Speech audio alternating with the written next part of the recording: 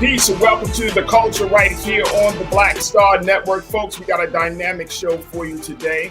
We're going to first start off our conversation discussing Ukraine and Russia, the latest updates as Russia decides to cut the fuel for the country of Germany and the impact that it has there. We'll be checking in with our analyst, Dr. Gerald Horn, to break it down, to tell us what are we seeing and the implications that it will have on the American people.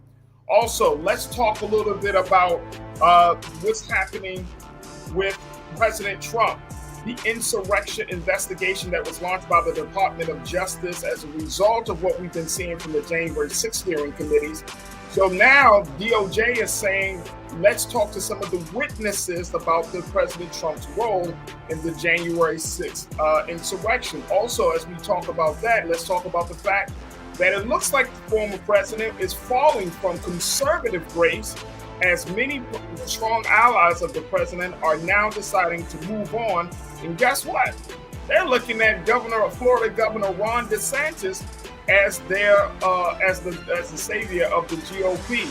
I'm going to break down who and what is happening there. Later, let's talk about how one woman said that she applied to Target for many cases. And because she was black and her name is more ethnic, she didn't get the job. But then she finally applied, put a different name on there, put a different ethnicity on there, and she got an interview. We'll break it down and look at how Target and other corporations are dealing with not calling black people back for opportunity. And then later, I got something special for the trends posting during the most. We'll be talking about Bo Jackson and so much more. So stay with us, folks. We got a lot to get to on today's edition of The Culture right here on the Black Star Network. Let's go.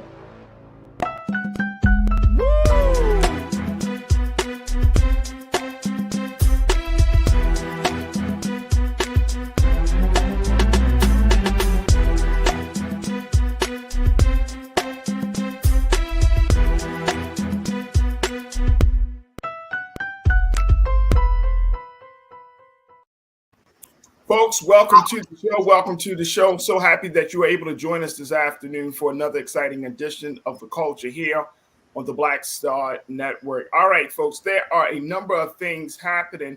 And of course, as we have been seeing over these past couple of months, this situation with Russia and Ukraine continues to be a sore spot, not just for America and its allies, but also for the rest of the world.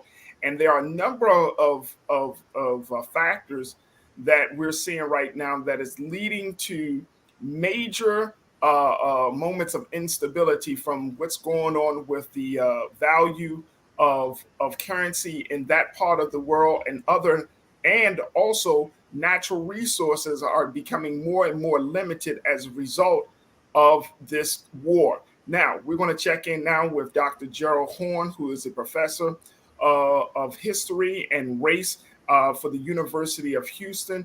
He has always been giving us some insight in his analysis about the latest happening with this war. So let's welcome him back to the airways of the Black Star Network here on The Culture, Dr. Gerald Horn. Dr. Horn, good afternoon. How are you, dear brother?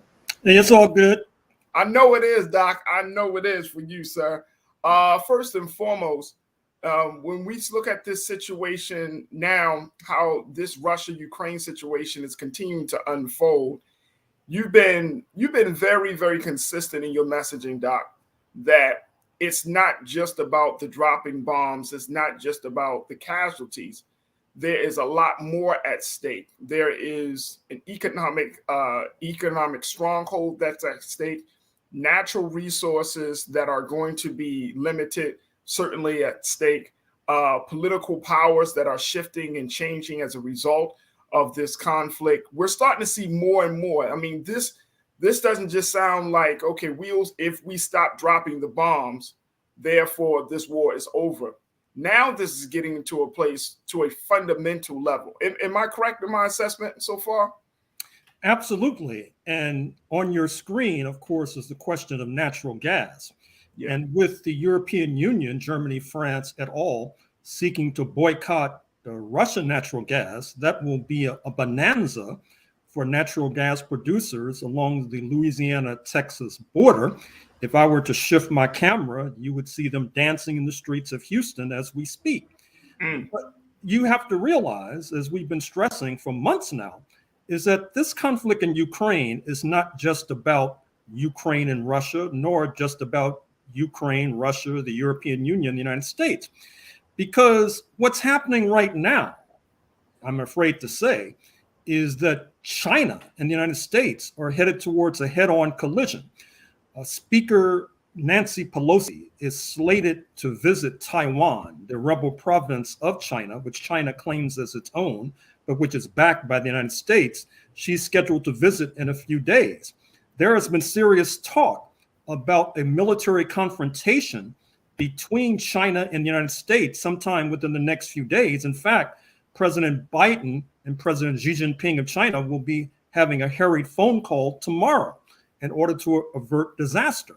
Now, the scuttlebutt is that China supposedly has seen what has happened with regard to Russia and the Ukraine and feels that the United States may be a bit overstretched and that this may be an opportunity for it to reclaim what it considers to be its lost territory.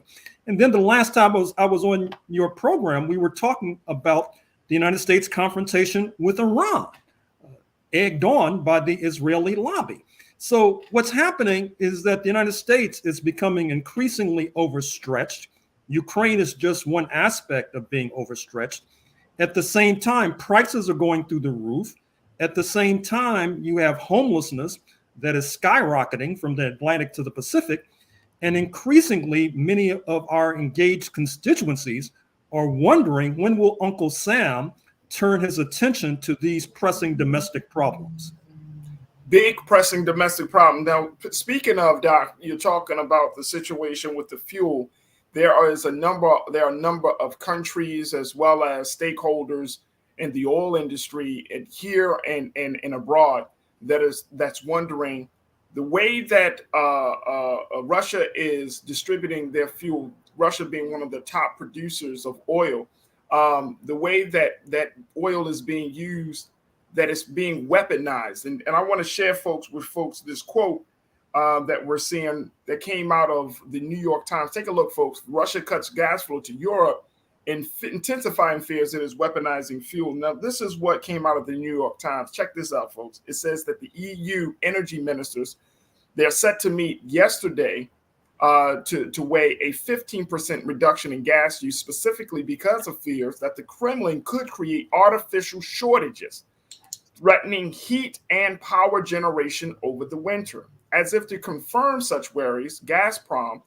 the Russian company on Monday said it would cut by half the flow through its pipelines to Germany to just 20% of capacity, less than a week after resuming limited flows following a maintenance shutdown. Now, the United States has said that they don't believe that a maintenance shutdown took place, that this is all part of Russia's attempt to kind of restructure or take back some element of this war that has got out of hand for Russia. But what do you make of this, Doc, when we're talking about now? I mean, right now here in America, it's the summer months, but over across the waters, now they're looking at that people really won't have the fuel to heat their homes, to eat the food. I mean, that Europe is really they're anticipating that Europe is about to go into a very, very cold period as a result of this shutdown. Now you're bringing on a humanitarian crisis outside of the military thing, outside of the military intervention. What are your thoughts on that? Well, I expect more discontent to be expressed in the streets of Europe. We already see that Prime Minister Draghi of Italy has been forced out of office.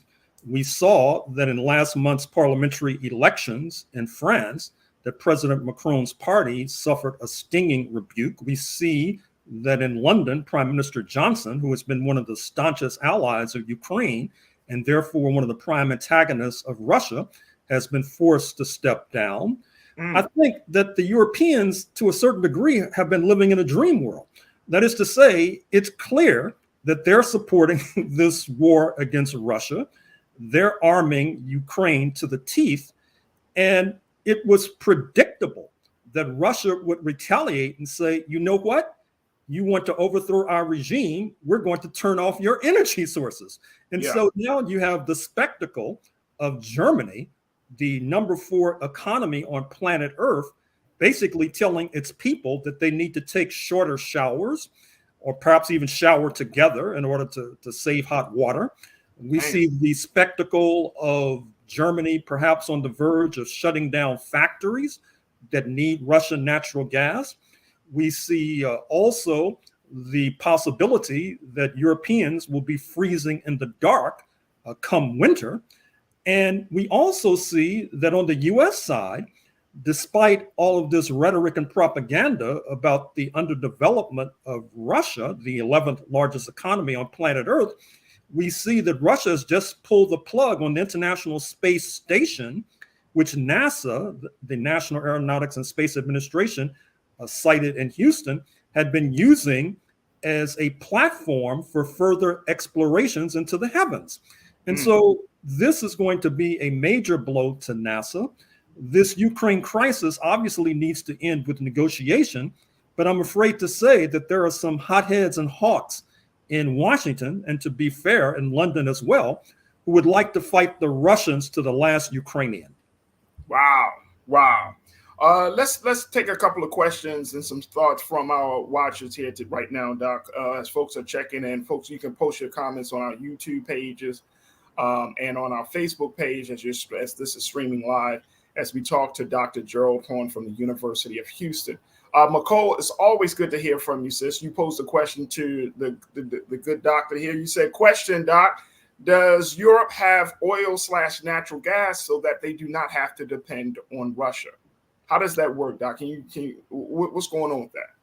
The short answer is no. Now, certainly within the last few weeks and months, the Europeans have been scrambling. You saw Prime Minister Draghi, just before he was forced out of office in Rome, made a harried visit to Algeria to try to cut a natural gas deal to supplant Russian natural gas. You saw that Chancellor Scholz of Germany made a harried trip to Senegal in order to get the Senegalese to move forward on a natural gas plan. You saw Ursula von der Leyen, the head of the European Commission, that is to say, a kind of president of the EU, fly in a hurried, helter-skelter manner to Azerbaijan, a former Soviet republic, to try to broker a natural gas deal. I've already mentioned how the Europeans are trying to get the natural gas from the United States of America, but it's difficult to transport natural gas all the way across the Atlantic on a ship after it's liquefied. The port facilities in Europe have yet to be built, whereas the pipelines from Russia into Europe have been built. And so the Europeans basically are in a real pickle now, and I don't see how they're going to escape. Sophia, you checked in. McCall, again, thank you so much, sis. Good to hear from you. Sophia, always good to hear from you as well. Sophia, you checked in and said, look, I'm so glad I'm out of the military. I learned a long time ago not to write a check, quote unquote, talk smack. My butt couldn't cash or follow through. She's talking your language. Dr. Horn, she is talking your language. Is that one of the big lessons that we're gleaning from this whole confrontation? Well, yeah. I mean, it's like me going to war with the bank that holds my mortgage. I mean, I'm one individual and they're an entire capitalist corporation. So the Europeans have this idea that somehow they're going to go to war with their major energy supplier. Our energy supplier says, okay, you can do that, but at the same time, we're going to cut off your energy. I mean, you wonder what these guys were thinking. And at the same time, you really should expect protests and demonstrations and mass discontent to manifest in European capitals sooner rather than later, particularly as winter approaches. How does that play out on this side, Doc? How does that look? Because you do have a lot of European immigrants that have made their way across the water. I'm not just talking about the seniors and small families and men and children and women. I'm talking about you also have certain Europeans in power here in this country. When this whole situation's kicked off, there was a lot of talk about Russian oligarchs, especially in America. So with all of this is happening, how does that influence the relationship that America has with its Russian immigrant community and with Russian power brokers in the country? Well, for the most part, the European populations in North America are hostile to Moscow. That includes the Russian American population as well. And you may recall that in past decades, the United States has tried to manipulate the European immigrant populations against their home countries. Recall the 1947 election in Italy, for example, when the United States scrambled to mobilize Italian Americans to vote, to reach out to their relatives in Rome and in Naples so that they would vote against the left, which they promptly did. But keep in mind as well that the contradiction is, as represented in the recent memoir by John Bolton, the sacked, disgraced national security advisor under Mr. Trump. He mentioned in this memoir that Mr. Trump and those who back him consider the European Union to be enemy number 2 behind the People's Republic of China. And so there are those in European capitals who feel that this pickle that they're in right now, which may benefit US natural gas producers, may not necessarily be an accident, and that it's weakening this so-called antagonist of the United States and making this so-called antagonist more dependent on the United States of America.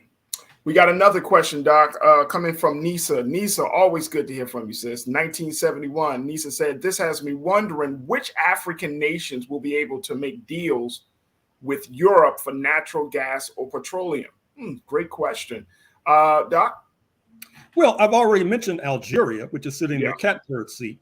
I think I mentioned on this program some months ago that Algeria basically had Spain and Italy squabbling to see who would be in the pole position to benefit from Algerian natural gas, which is a turnabout from the bad old days of colonialism when European nations would manipulate one African nation against another. I should also mention that Nigeria stands to benefit, the most populous nation on the African continent, the largest economy on the African continent. It has petroleum that it can ship northwards into Europe. And I also expect Egypt to be sitting pretty, not necessarily because of its natural resources, which it has some, but it has a privileged position with Saudi Arabia. And we already know that Saudi Arabia will be shipping barrels of petroleum, not only to the United States, but to the European Union. And Egypt stands to profit and to take a cut from that. So there are many African nations that stand to benefit from this present crisis in Europe. And I haven't even talked about the Europeans seeking to boycott the Russian gold, which will help to benefit South African gold, how the Europeans are seeking to boycott Russian uranium, which is necessary for nuclear power plants. That will benefit Namibian uranium, Namibia, of course, being the neighbor due north of South Africa. So African nations, if they play their cards right, can come out sitting pretty at the end of this crisis. So that brings up another question that Willie Frazier, my guy, Willie, thank you for checking in, Willie. You mentioned this, are African nations relying on other resources like Venezuela? Well, as I said, if you look at South Africa, for example, it's a storehouse of natural resources. I mentioned uranium, I mentioned gold, I could have mentioned palladium, which is necessary for the green economy.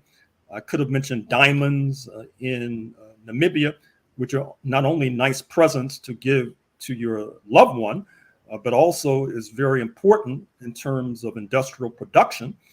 So African nations have been blessed with many, many natural resources. The problem has been that as a legacy of colonialism, these natural resources have been disproportionately controlled by their former colonial masters. But you see that that's beginning to disintegrate, not only because both Europe and Russia have an interest in eroding the European control of African natural resources, and reference here the recently concluded trip of Russian Foreign Minister Sergei Lavrov to Egypt, to Uganda, to the Republic of the Congo, and to Ethiopia. and also referenced the frequent meetings that take place between African leaders and Chinese leaders. So once again, I think that African nations can stand to benefit from this present crisis. Doc, we got maybe about a minute and a half or so left. I want to try to squeeze in two other questions. One is coming from my guy, Mike V. Mike asks, can Dr. Horn speak on the new formation of the VRIC, Venezuela, Russia, Iran, China military formation? Well, what's happening is that the United States, I'm afraid to say, is creating a number of antagonists. And they're driving these antagonists. I'm not surprised. They're driving these antagonists into each other's foreign policy. And so you have this motley combination of Russian nationalists, Chinese communists, Iranian Muslims, all coming together. Your comrade Mike mentions Venezuela, which of course is also in the doghouse as far as Uncle Sam is concerned.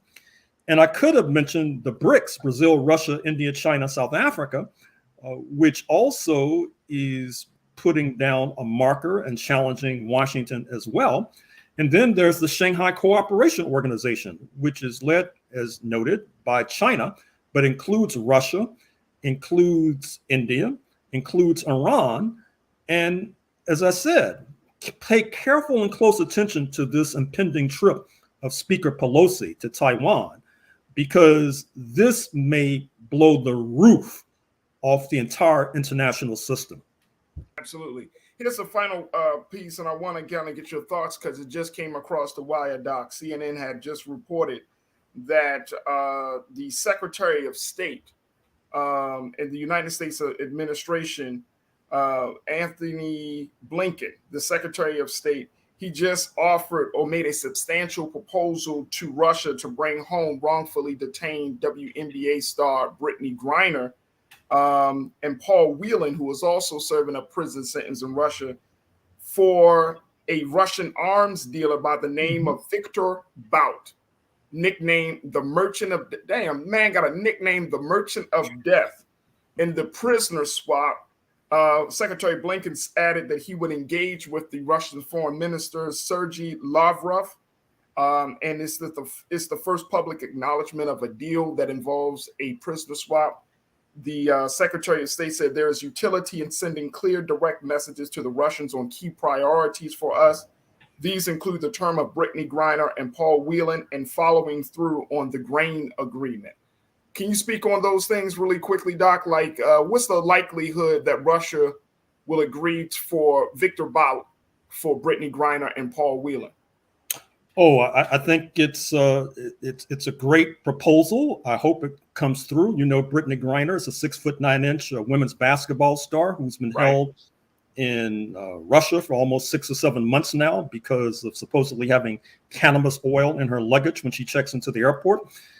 Victor Bout, he's so notorious that Nicolas Cage played him in a Hollywood movie. Oh, that's him? I saw that movie, Doc. That was he was playing Victor. I remember that. I remember that movie. He was crazy. He's notorious. He's a bad man. I'm sure he'll be happy to escape U.S. prisons. The grain deal, recall that just a few days ago, a deal was brokered by Turkey that would allow Ukrainian and Russian wheat and grain to finally be shipped into places where there's starvation, such as Somalia. That's also a very significant turn of events. So I'm glad to see that Secretary of State Blinken is finally earning his salary. Awesome.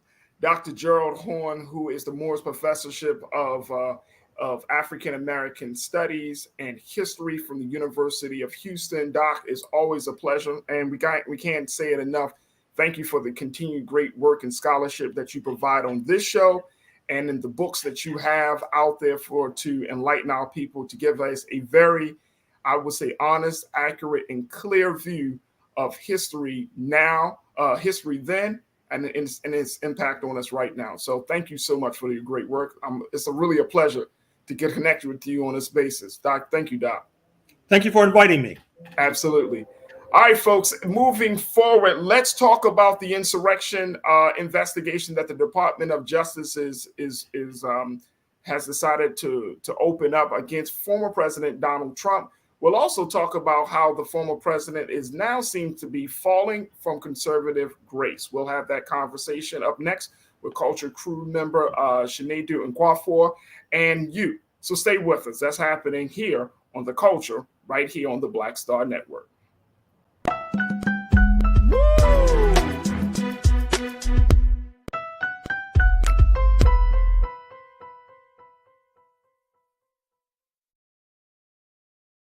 Don't you think it's time to get wealthy?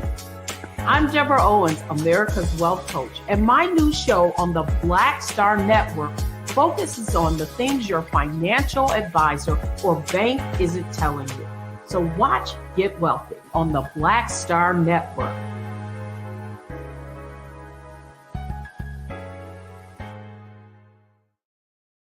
Pull up a chair, take your seat. The Black Tape with me, Dr. Greg Carr, here on the Black Star Network. Every week, we'll take a deeper dive into the world we're living in. Join the conversation only on the Black Star Network. Hi, I'm Dr. Jackie Hood Martin, and I have a question for you. Ever feel as if your life is teetering and the weight and pressure of the world is consistently on your shoulders? Well, let me tell you, living a balanced life isn't easy. Join me each Tuesday on Black Star Network for A Balanced Life with Dr. Jackie. We'll laugh together, cry together, pull ourselves together, and cheer each other on. So join me for new shows each Tuesday on Black Star Network, A Balanced Life with Dr. Jackie.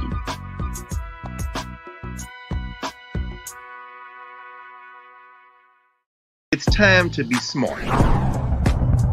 Roland Martin's doing this every day. Oh, no punches! Thank you, Roland Martin, for always giving voice to the issues. Look for Roland Martin in the whirlwind, to quote Marcus Garvey again. The video looks phenomenal, so I'm really excited to see it on my big screen. Support this man, Black Media. He makes sure that our stories are told. See, there's a difference between Black Star Network and Black-owned media and something like CNN. I got to defer to the brilliance of Dr. Carr and to the brilliance of the Black Star Network. I am rolling with Roland all the way. Honored to be on a show that you own. A black man owns the show. Folks, Black Star Network is here. I'm real revolutionary right now.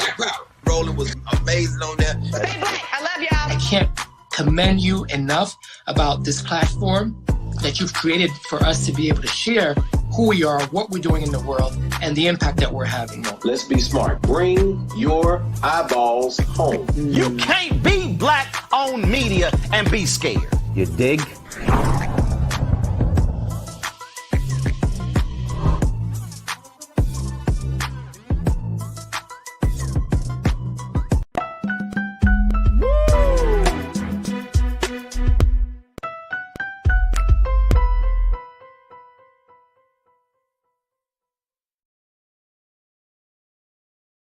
Well, folks, it looks like we might see a change in this handling of former President Donald Trump. The Department of Justice has announced that it has officially opened up an investigation. Now, is the investigation criminal? No, but it is. They are asking a number of key witnesses to provide some testimony as to what happened on January the 6th, and more importantly, why the president decided not to stop the violence on that fateful day. Now, as a result of that, here's what's been reported by the New York Times. Federal prosecutors have directly asked these witnesses, especially in the past days, and this is just days after the final January 6th hearing that we saw last week, but in recent days, about former President Donald Trump's involvement in his efforts to reverse his election loss. Now, this is what comes from a person familiar with the testimony said on Tuesday, suggesting that the Justice Department's criminal investigation has moved into a more aggressive and politically fraught phase. Now, the New York Times has also reported this. Take a look at this, Tina. Let's post the second quote from them. They say that the department's investigation into a central element of the push to keep Mr. Trump in office, the plan to name slates of electors pledged to Mr. Trump in battleground states won by Mr. Biden, now appears to be accelerating as prosecutors with the United States Attorney's Office in Washington asked witnesses about Mr. Trump and members of his inner circle, including the White House Chief of Staff, Mark Meadows, the person familiar with the testimony, said. Now, this seems to be opening a door that President Trump might suffer some consequences as a result of his inaction on January the 6th, and most importantly, as a result of his meddling into the affairs, into the proceedings of a national election. Here to share with us his thoughts, give us his insight is my big brother, Brother Shinedu Nwafor, who is a diversity, inclusion, equity specialist, and who is one of the most great critical thinkers that I've come across. So, Brother Shinedu, thank you so much for being here with us this afternoon. How are you? I'm wonderful, brother. Thank you so much for having me. You're welcome. As always, you're welcome, dear brother. As always, you're welcome. First and foremost, before I want to talk about this part, then we're going to get to the second part. But looking at this, Shinedu, you are along with the work that you do in the diversity and equity space. You are very politically astute as to what's going on, especially around this situation with the president, with the DOJ now kind of asking questions, and as the New York Times reports, being much more aggressive in their in trying to figure out whether they should open up a criminal investigation against the former president. What do you make of this? Do you think that the reckoning of Donald Trump's shenanigans is coming to an end? I really do. Well, I hope so. Because remember, y'all, we have to remember that this is America and anything can happen. Anything, brother. All it takes is for, not saying that Ukraine isn't big enough, but one huge global thing for us to divert our attention. Yep. But I do know that Merrick Garland, shout out to Merrick Garland, who's running the DOJ. Maybe you should have let him get through the Supreme Court nomination, Mitch McConnell, but we're going to leave that anywhere. But Merrick Garland is very meticulous in what he's doing. And I think Merrick Garland is very forthright, and he said it multiple times, that nobody is above the law, and anybody that try to subdue our elections will have to be held accountable. And what I find interesting is, do y'all remember in 2016, is it 16, 17 maybe, when it was the whole idea of Russia, when it was a foreign entity, everybody was on board that we shouldn't allow foreign entities to disrupt our elections. And we have to face that precedence, that what happens when the entity is internal, what happens when the entity is homegrown. And we see the same concept that comes on with violence and domestic terrorism, et cetera, et cetera. But I think the buck has to stop here. It is time that we have to make an example of Donald Trump, because if we don't, even though it's the seat of the president, no seat of government is above anybody idealistically or above the law. And if we don't make an example, worse is to come. So I feel like there was probably a lot of pressure on Merrick Garland, the Attorney General, as a result of the January 6th hearings. And, I've been reading what some people have said, and this is interesting. And folks, y'all tell me if this is something that y'all picked up on as well. So post your comments and we'll get to your comments in a moment. But I think it's interesting, Shinedu, that people have said, even though, and I'm saying based upon the polls and the data, they said that even though that these January 6th hearings weren't widely watched by a lot of the American people, and that few people are swayed in their opinion about President Trump and his role of January 6th, that it does mean the flip side is that it has huge implications. Like, at least it showed, and even though, and I don't know if this was the intent of the committee, but it laid out a lot to think about in terms of showing the culpability of the president in this situation, right? Mm-hmm. Like it seems to me like it put enough pressure on Merrick Garland and gave him enough ammunition for him to say, you know what, we need to open up an investigation. I actually think, if honest, Merrick Garland is very smart and he's very meticulous. In my opinion, I think Merrick Garland was always going to open up an investigation as deep without these hearings, you're saying? Without these hearings. However, I think Merrick Garland played like a coach. He knew that this move, you know how sometimes in football, and I'm not even the best football watcher or avid football, but sometimes when you're close to get a first down, rather than do a long throw, you do something real small. You do a real small, you get about 2 or 3 yards on them, and then you can start back at first and goal or whatever. I think that's what Merrick Garland did.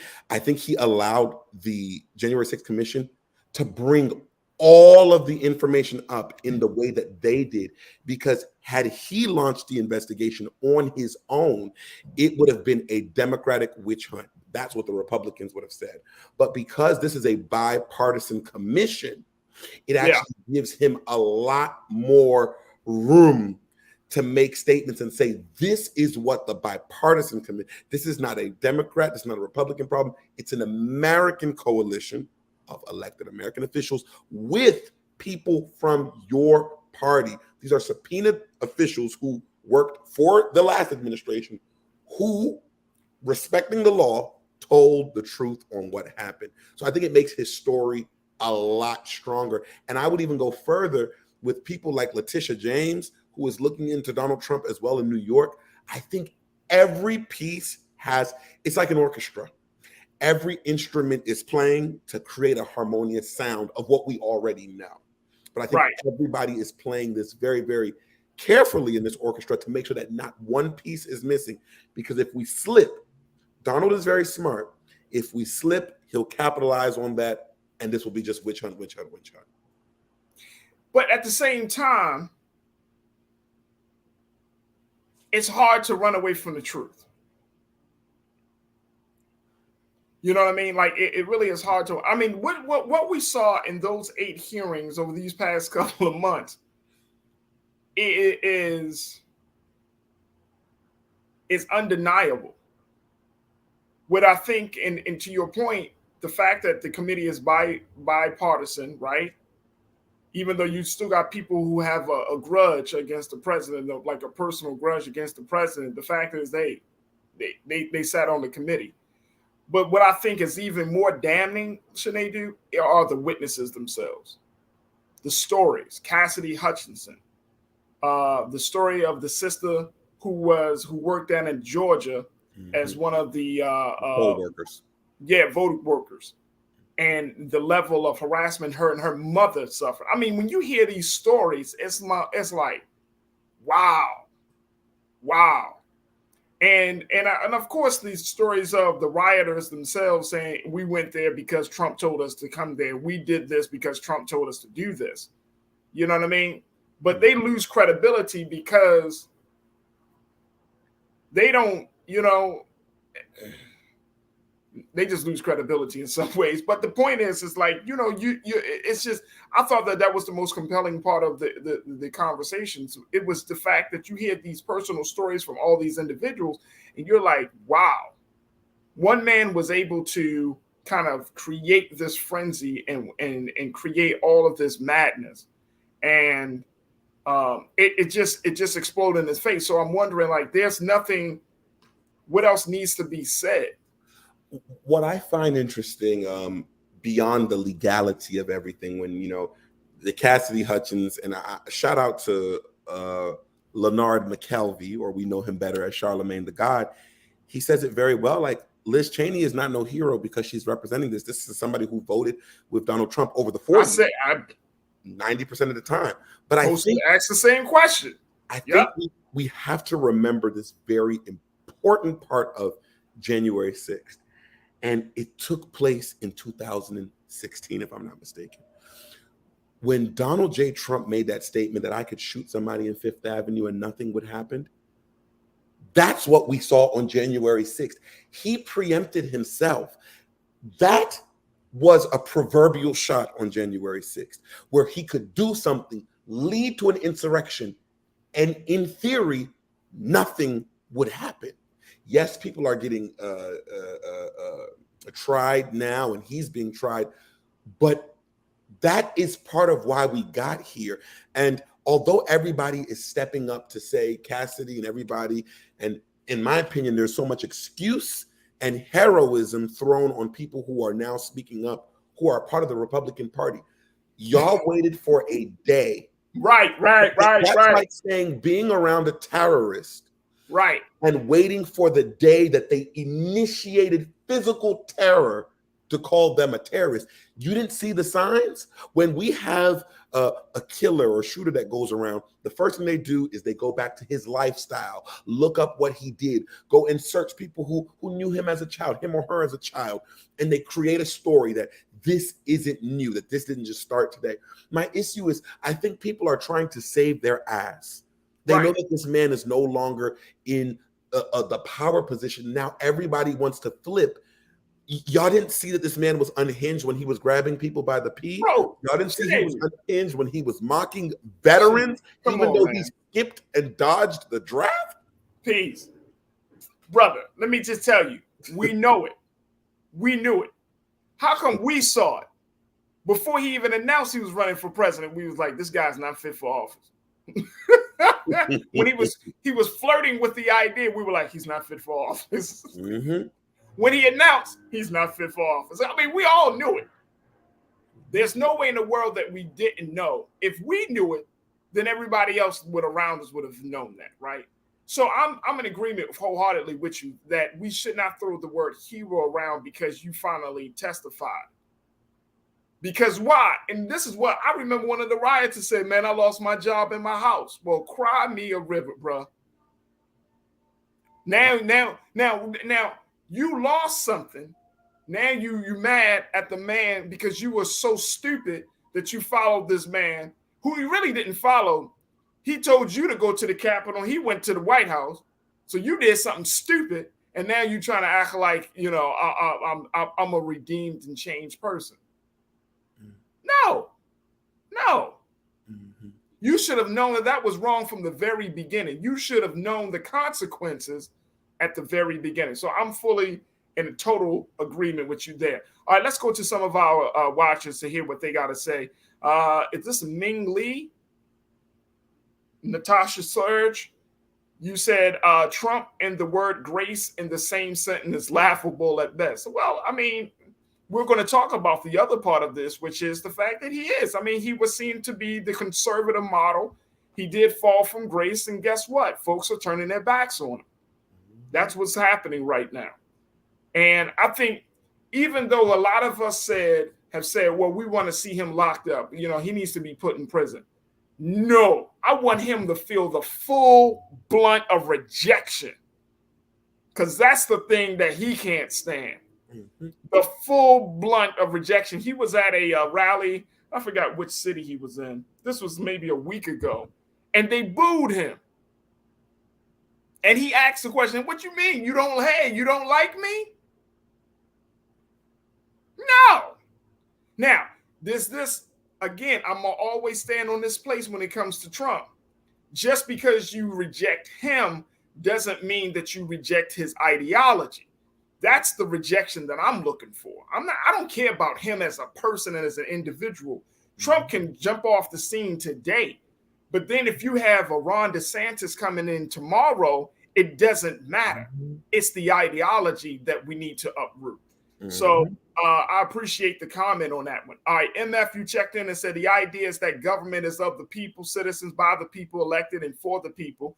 Citizens have decent lives based on laws and policy. Voting is our voice. Well, let's add to this very quickly, MF. Voting is our voice, but I would say this. Our mouth is voting. Our voice is our work. I'm going to say that again. The instrument by which we usher in change, or that we want change, is the vote. Okay, we know that. We understand that. We don't need to go down that road.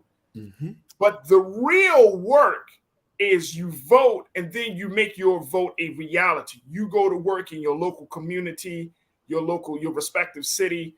You go to work to make that vote real, right? And you get involved, you get engaged, right? From a local to a state level, and then of course to a national level. That's it. But we have to say you got to vote then work, because in America we don't like to work. We want this thing to fall in place, Sinead.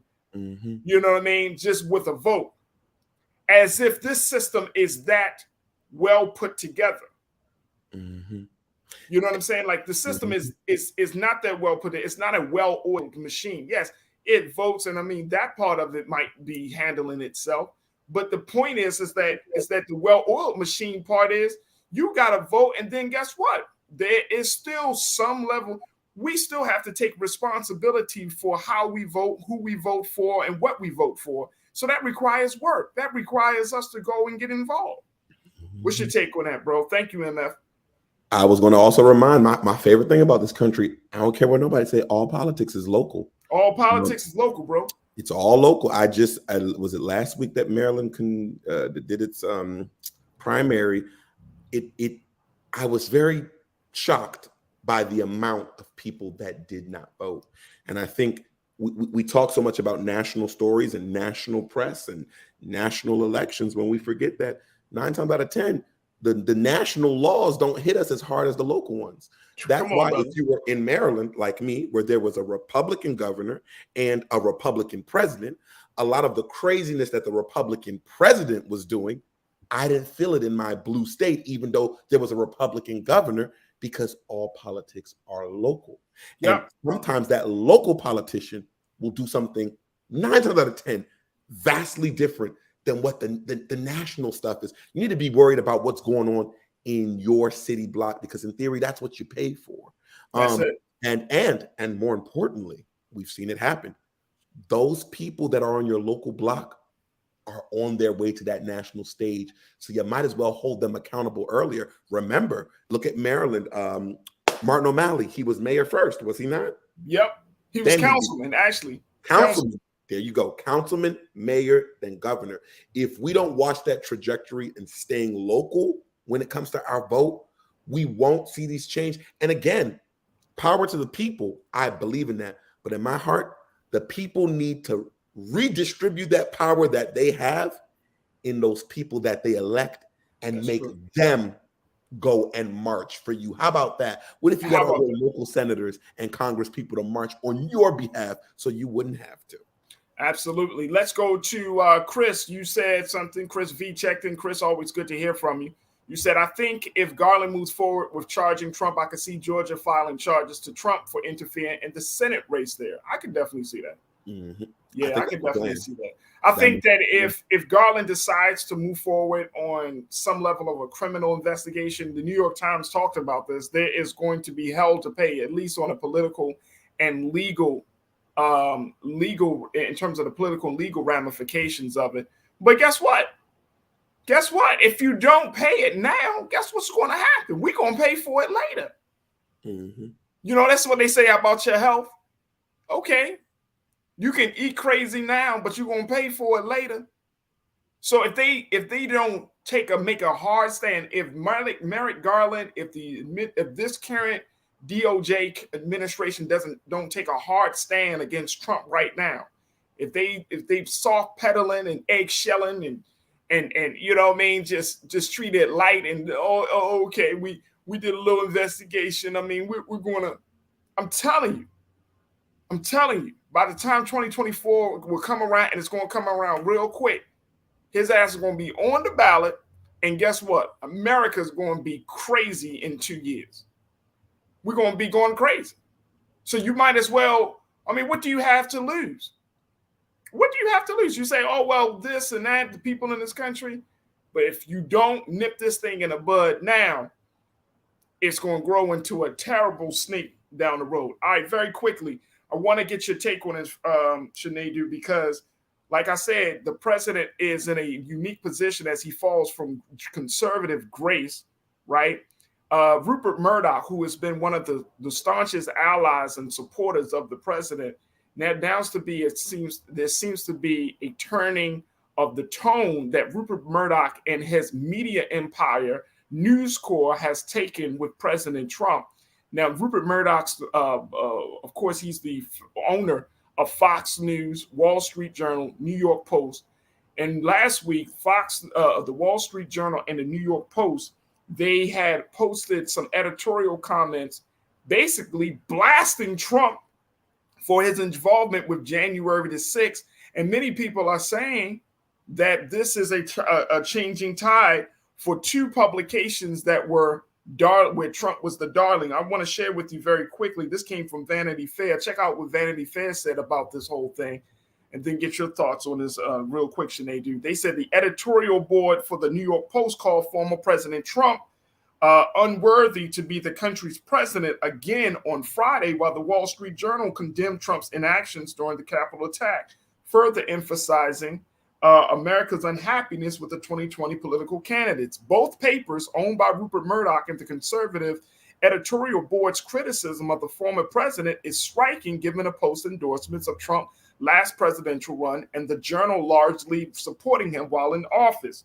Now, check this out. It says the Post editorial seized on the evidence presented in the latest January 6th hearing, in which Trump did nothing to stop the mob at the Capitol. There has been much debate over whether Trump's rally speech on January 6, 2021 constituted incitement. That's somewhat of a red herring. What matters more and has become crystal clear in recent days is that Trump didn't lift the finger to stop the violence that followed. That was from the New York Post editorial board. Let me just add to that. There's talk now, Rupert Murdoch, who is in his 90s, still over this. He's like the magnet of this media company. He has two sons. One of them is named Lachlan. And now the talk is that Rupert and Lachlan, who runs the operations for News Corp, has said, we're going to put our media resources behind Florida Governor Ron DeSantis to be the 2024 presidential contender for the GOP. Now, folks, let me just show you that when essentially Fox News and all of these media companies, they're putting their resources behind them. They are shaping the candidate that they want to see. Because why? They have the platform to influence how people see their candidate. Now, we talk about journalism. This ain't journalism. This is not journalism. Journalism is fact-finding, truth-telling, reporting. This is not journalism. This is warfare. Message warfare, political warfare. And as a result of that, we're seeing that Rupert Murdoch is saying, hey, Trump, you had a good run, but we're going with the young man down in Florida right now. Especially, and I shared with you folks, y'all remember, Trump's poll numbers, especially among the GOP, has actually declined significantly as a result of the January 6th situation. So real quick, Sinead, what's your take on that? Man, a wise man once said business is warfare, right? Woo! Woo! Rupert Murdoch, I've been following this man who runs News Corp, this Australian guy, for a year. First of all, I'm surprised he ain't dead. He's an old man. But what he's doing now, people need to remember that this is not new. I'm going to take y'all back to my 9th grade history class where we learned about an American politician and businessman by the name of Boss Tweed. He used to run all the things in New York. He was a big political figure, and everybody had no issue with him until he got a scandal. When they caught that he was, siphoning money and doing, illegal, illicit things. And all of a sudden they kept asking everybody, who did it? Who did it? And it's a political cartoon where everybody is pointing to Boss Tweed. But my question is, where were you when he was doing it? Rupert Murdoch has now figured out that this is no longer good for business. Yep. What Rupert Murdoch is doing today is no different than what Shell Oil will be doing tomorrow when they're selling us clean energy. Ron DeSantis is money bags today. He is what before Donald. He's new money right now, Sinead. Trump was old dirty money. Old news. And not only is he old news, he's not. You can't. He's not sellable anymore. But the new fire is in, and Although I appreciate Rupert Murdoch for quote unquote telling the truth, I feel like this is manufactured truth because it's truth, but it's being reproduced as fortified truth. It's not being used in the real way. This is a kind of insidious truth. And it's unfortunate, but at the same time, I hope Donald gets the picture that he's out, because that's going to be a real battle that we're going to see in the next year or two. He going to get the picture. He's getting, look, let me tell you something. All of this stuff that's coming out, he knows. He probably already had a conversation. Like I said, Rupert Murdoch is still at the top, but it's his son, Lachlan, that is like, and let me just show you, one of my favorite shows of all time is based on the Murdochs. And Shanita, you know exactly which one. It stars Brian Cox. It's called Succession. One of my favorite shows. Good one. And you're talking about a man at the top of a media empire. He Waystar, one of my favorite shows, folks. Y'all got to check it out. But the point is, these guys are operating from a different place. They're not operating from, oh, we're going to, just provide you with we adhere to the great principles of journalism. No. They're talking about influence. They're talking about power. They're talking about what keeps the money going. And right now, Sinead, you hit the nail right on the head, bro. Donald Trump is, funny enough, you use the term old news. He old news. You old money. All right. DeSantis, he the new. He the exclusive. The exclusive flavor of the month. You know what I'm saying? He the flavor of the month, bro. Like, yeah, he actually got government experience. He a sure bet on our side. Mm-hmm. Not selling, man.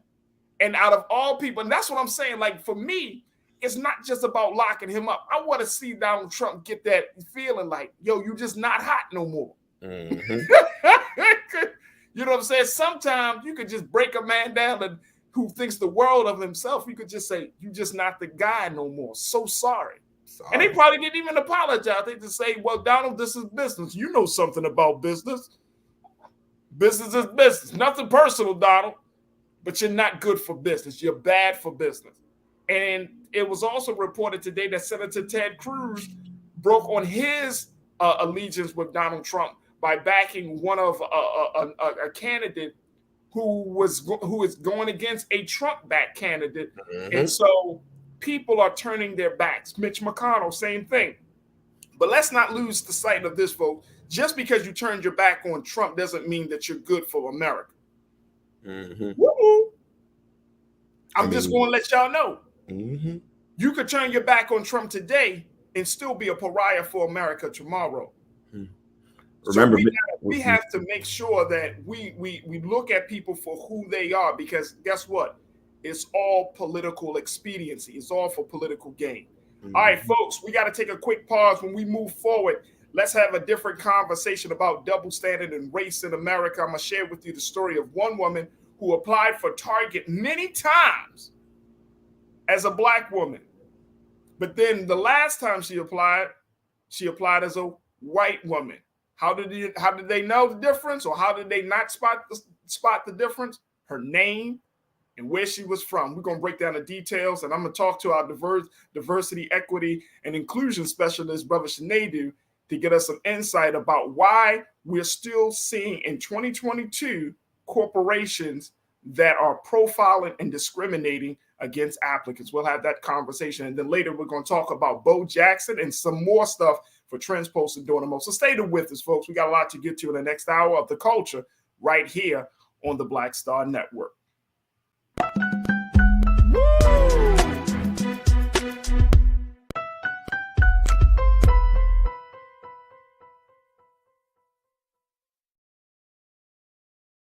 Don't you think it's time to get wealthy? I'm Deborah Owens, America's Wealth Coach, and my new show on the Black Star Network focuses on the things your financial advisor or bank isn't telling you. So watch Get Wealthy on the Black Star Network.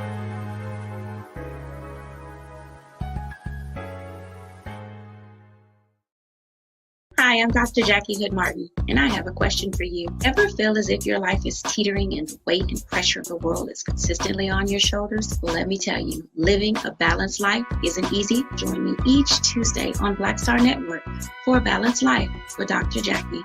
We'll laugh together, cry together, pull ourselves together, and cheer each other on. So join me for new shows each Tuesday on Black Star Network, A Balanced Life with Dr. Jackie.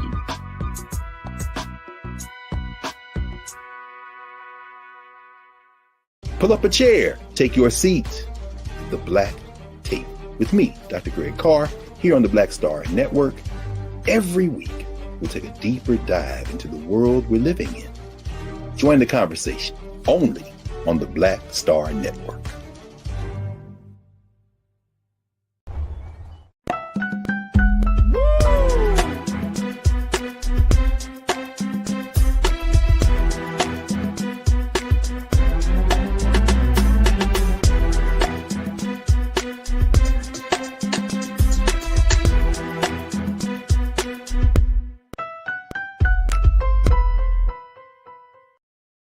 All right, folks, welcome back to the second hour of The Culture right here on the Black Star Network. Folks, we had a dynamic first hour.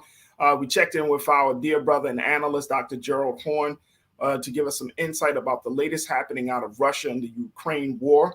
And we just talked a little bit about the insurrection investigation and the falling from conservative grace for former President Donald Trump. Definitely check out the conversations in the replay. All right, folks, for the second hour, let's start off the discussion talking about diversity. Let's talk about race.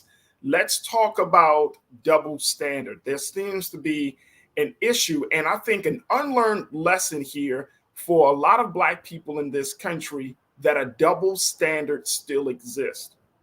And most importantly, why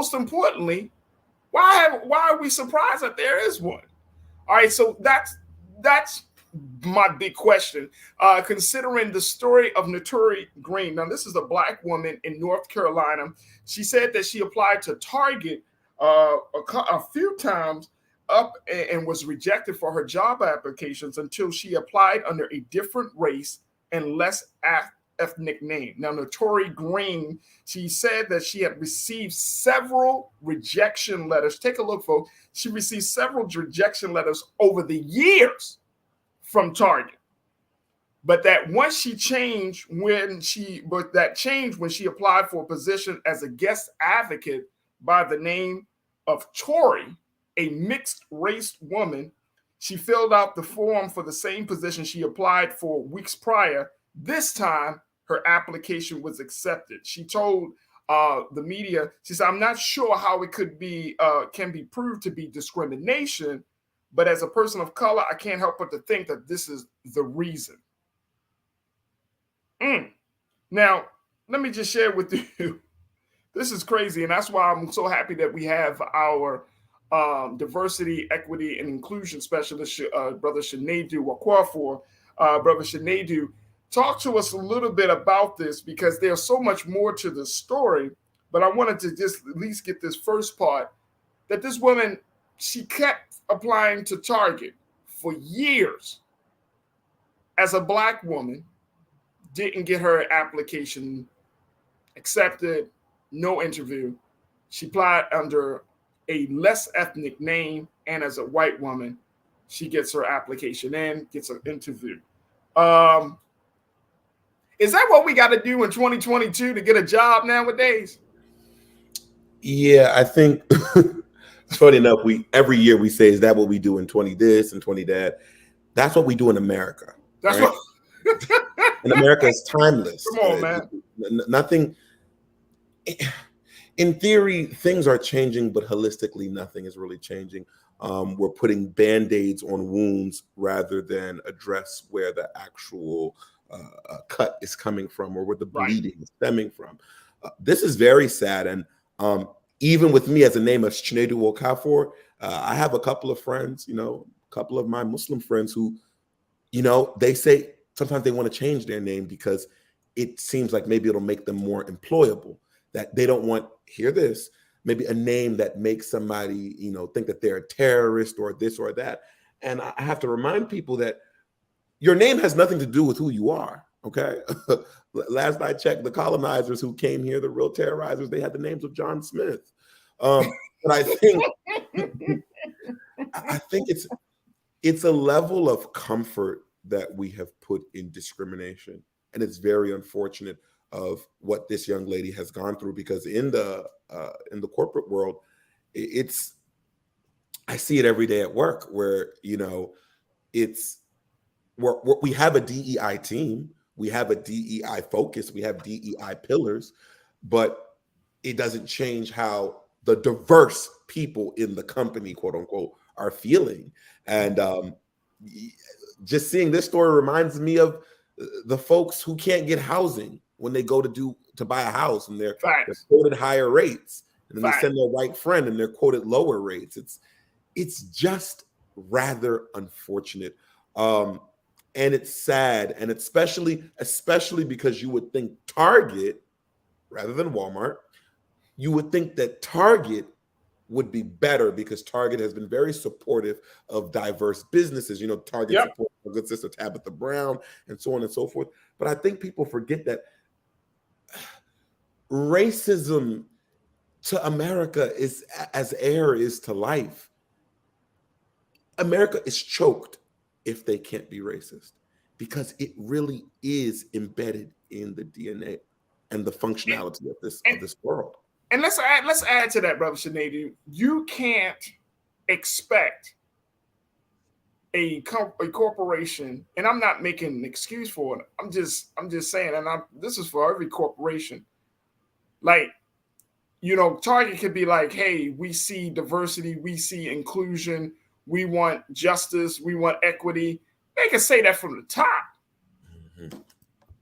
But when you go inside the stores, that may not be the values of the store manager. That may not be the culture of the store, depending on where you go, right? Mm-hmm. So you can't, if you have hundreds of thousands of workers and you're trying to get them, it's a huge, and to your point, it's to try to uproot racist and bias from anyone's thinking in modern day America, especially white people. It's going to take some work. It's not just as easy. Oh, okay, I work at a job, I work for this company, I'm going to embrace their ideology around race and diversity. Therefore, I'm completely healed from the issues that I have. It's not like that.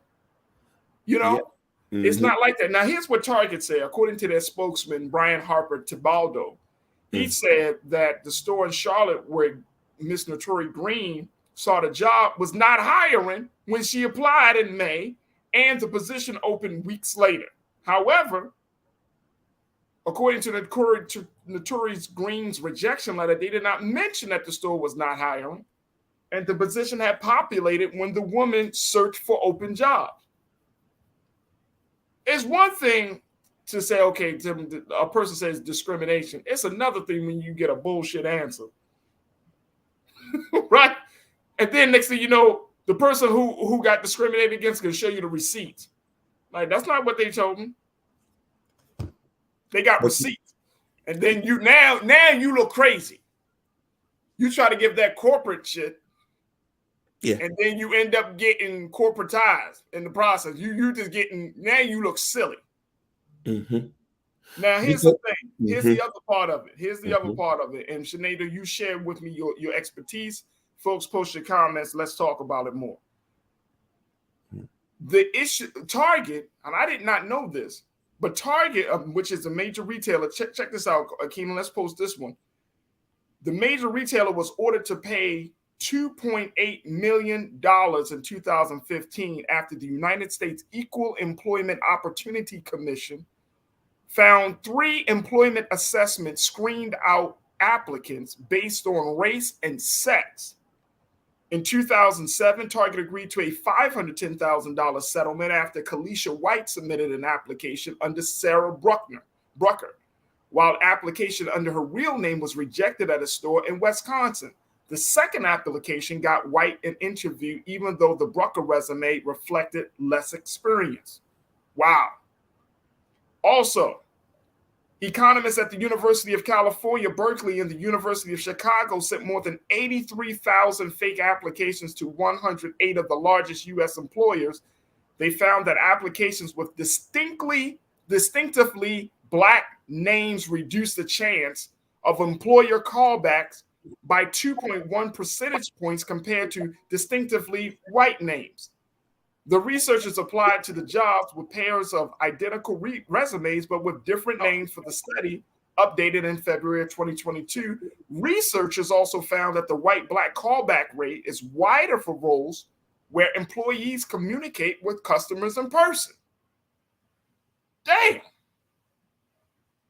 So y'all know that I always had to work hard for my name to get a job. With my name like Farajii Muhammad, boy, I sound like I'm gonna let off a bomb somewhere.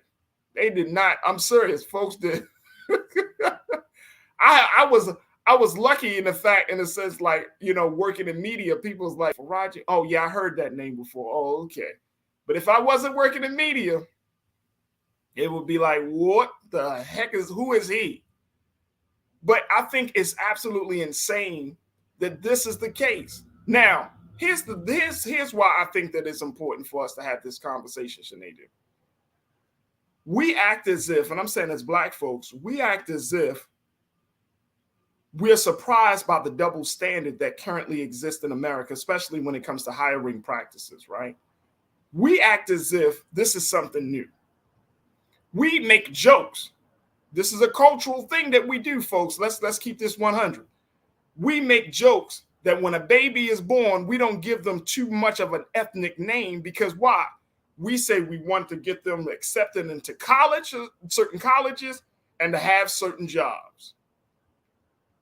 Tell me if I'm wrong. Damon Blissett, my man, King Lee, Chuck, y'all tell me if I'm wrong. Lana, Karina, Belinda, tell me if I'm wrong. Why is it, Sinead, that we still trying to bang our heads about the double standard, and we still trying to figure out why they not treating us right, why they not hiring us, why they not? Because there's a double standard. Why is that so hard to accept, bro?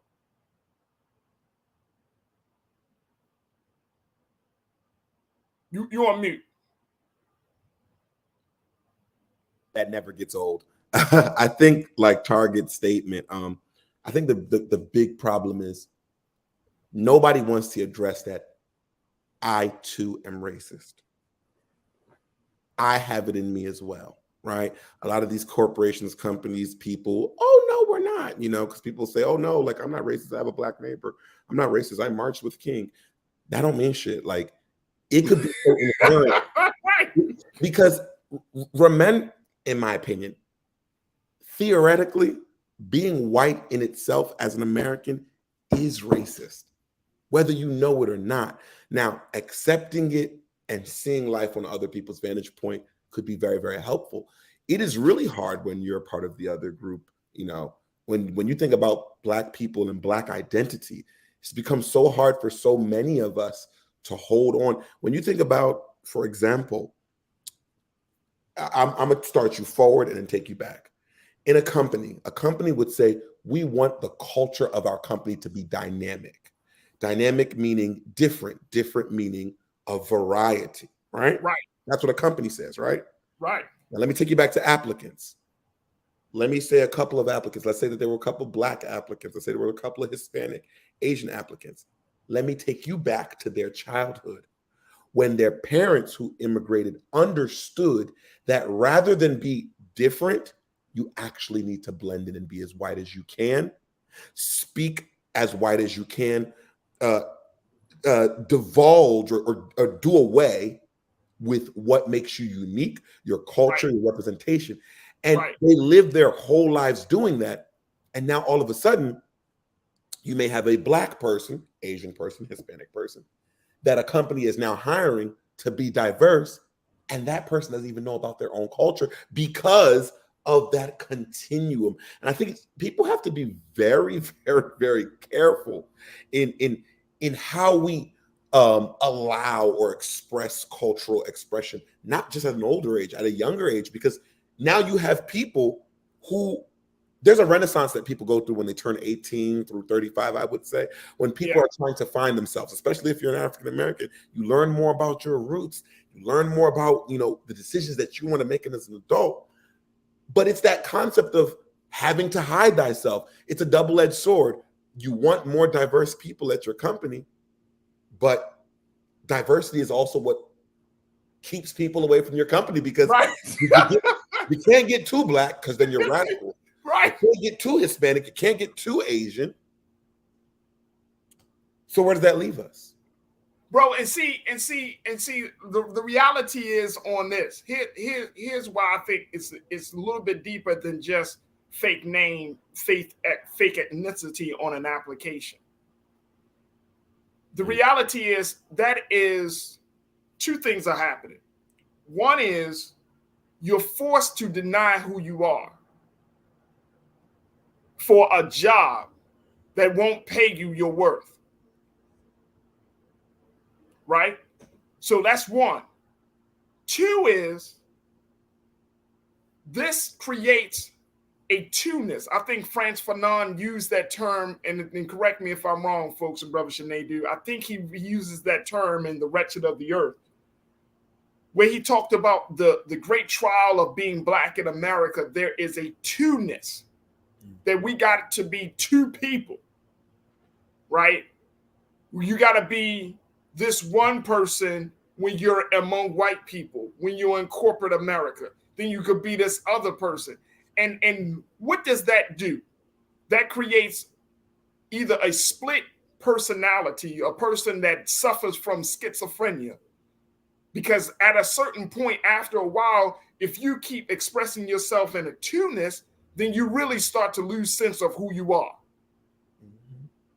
If you spend a lot of time if you spend more time at the job than you do in your community, then you're going to start to break away from your community. Mm-hmm. Good example of that is O.J. Simpson. O.J. Simpson accepted enough, but then soon as something happened, boom. And that's the thing. The blackness turns back on in an instant. And you bring up a really good point about that schizophrenia, because that's one example. But what about this? Now, you know me, I'm very not going to change no matter where I go. Right. But what happens when I work in an office with a black person, woman, male, whomever, who can't navigate the way I do? Then now that becomes a bigger internal issue where it's like, that's my sister or that's my brother. However, I feel like I'm being authentic and they're doing what they have to do to move forward. And I'm just being myself, whether I move forward or not, because the only person who can move me forward is God. Right. Then you create what I call like a racial imbalance between one race. Right. Because now no one even knows what role is the role that they should play, because it's like, I'm ridiculing you for being a sellout, and you're ridiculing me for not buying in, and neither is wrong. And that's why there is Come on, brother. That's a good point, Sinead. That's a great point. And guess what? In some cases, the person that is upset with you, with your authenticity, he or she will go harder on you. Yep. About blackness than your white colleague. Your white colleague wants to be as authentic. Your white colleague is trying to be quote unquote down, right? The black colleague, he running away from you. Let's just talk about this for what it is, folks, because this is the culture that we all have to operate in, right? And I think this is the problem. Creates a real problem, a psychological and cultural problem for Black people in the workplace. That you got to go through all of these hoops and just to get a job and earn a little something for yourself and for your family, just to take care of yourself. When I hear, Sinead, when people say, well, man, it ain't that hard to be, like my wife works with an individual who talks about it can't be that hard being Black in America. But you're not white. You're not Black. You know what I'm saying?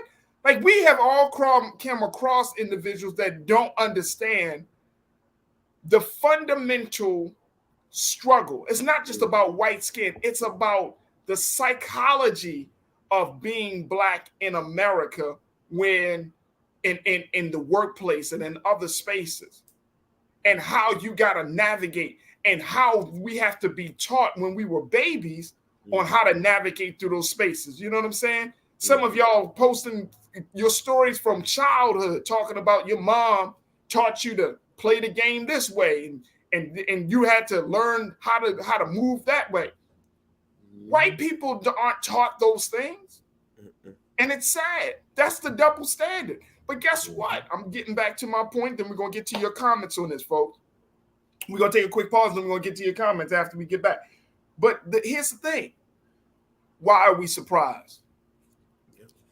See, I think that what will help to alleviate some of the burden, Sinead, of all of this tension, take some of the air out of the tension, is to accept the fact that we do live in a society where there is a double standard for Black people versus white people.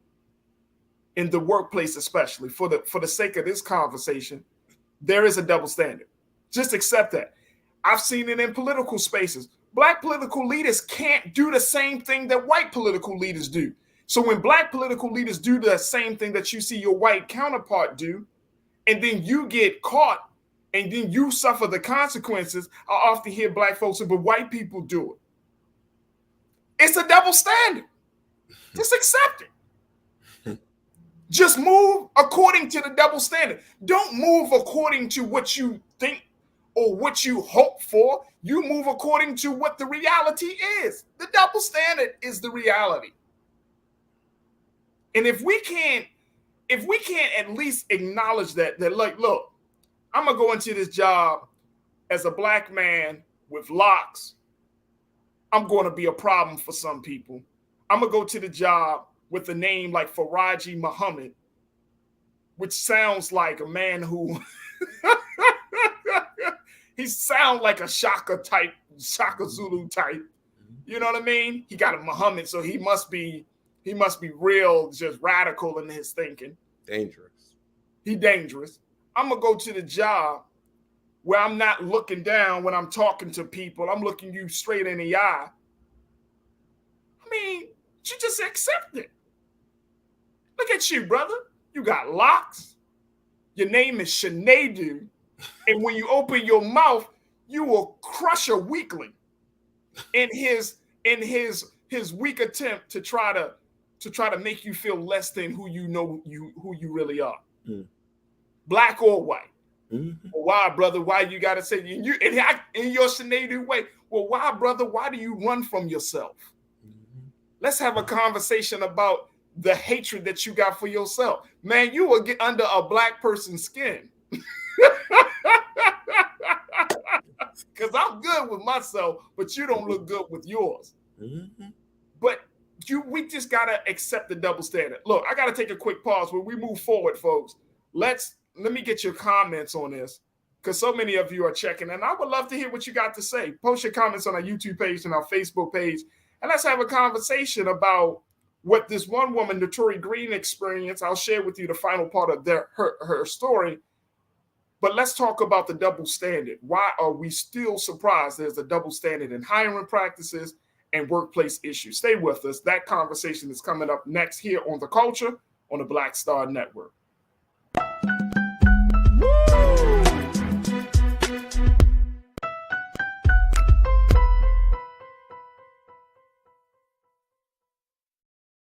Pull up a chair, take your seat. The Black Tape with me, Dr. Greg Carr, here on the Black Star Network. Every week, we'll take a deeper dive into the world we're living in. Join the conversation only on the Black Star Network. Don't you think it's time to get wealthy? I'm Deborah Owens, America's Wealth Coach, and my new show on the Black Star Network focuses on the things your financial advisor or bank isn't telling you. So watch Get Wealthy on the Black Star Network.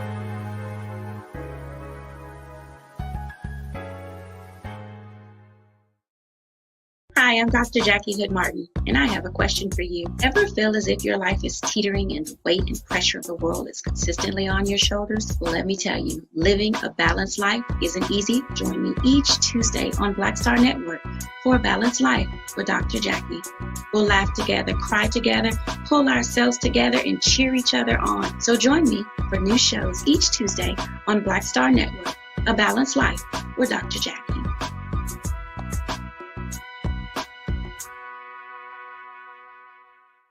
It's time to be smart. Roland Martin's doing this every day. Oh, no punches! Thank you, Roland Martin, for always giving voice to the issues. Look for Roland Martin in the whirlwind, to quote Marcus Garvey again. The video looks phenomenal, so I'm really excited to see it on my big screen. Support this man, Black Media. He makes sure that our stories are told. See, there's a difference between Black Star Network and Black-owned media and something like CNN. I got to defer to the brilliance of Dr. Carr and to the brilliance of the Black Star Network. I am rolling with Roland all the way. Honored to be on a show that you own. A black man owns the show. Folks, Black Star Network is here. I'm real revolutionary right now. Roland was amazing on there. Stay black. I love y'all. I can't commend you enough about this platform that you've created for us to be able to share who we are, what we're doing in the world, and the impact that we're having. Let's be smart. Bring your eyeballs home. You can't be Black-owned media and be scared. You dig?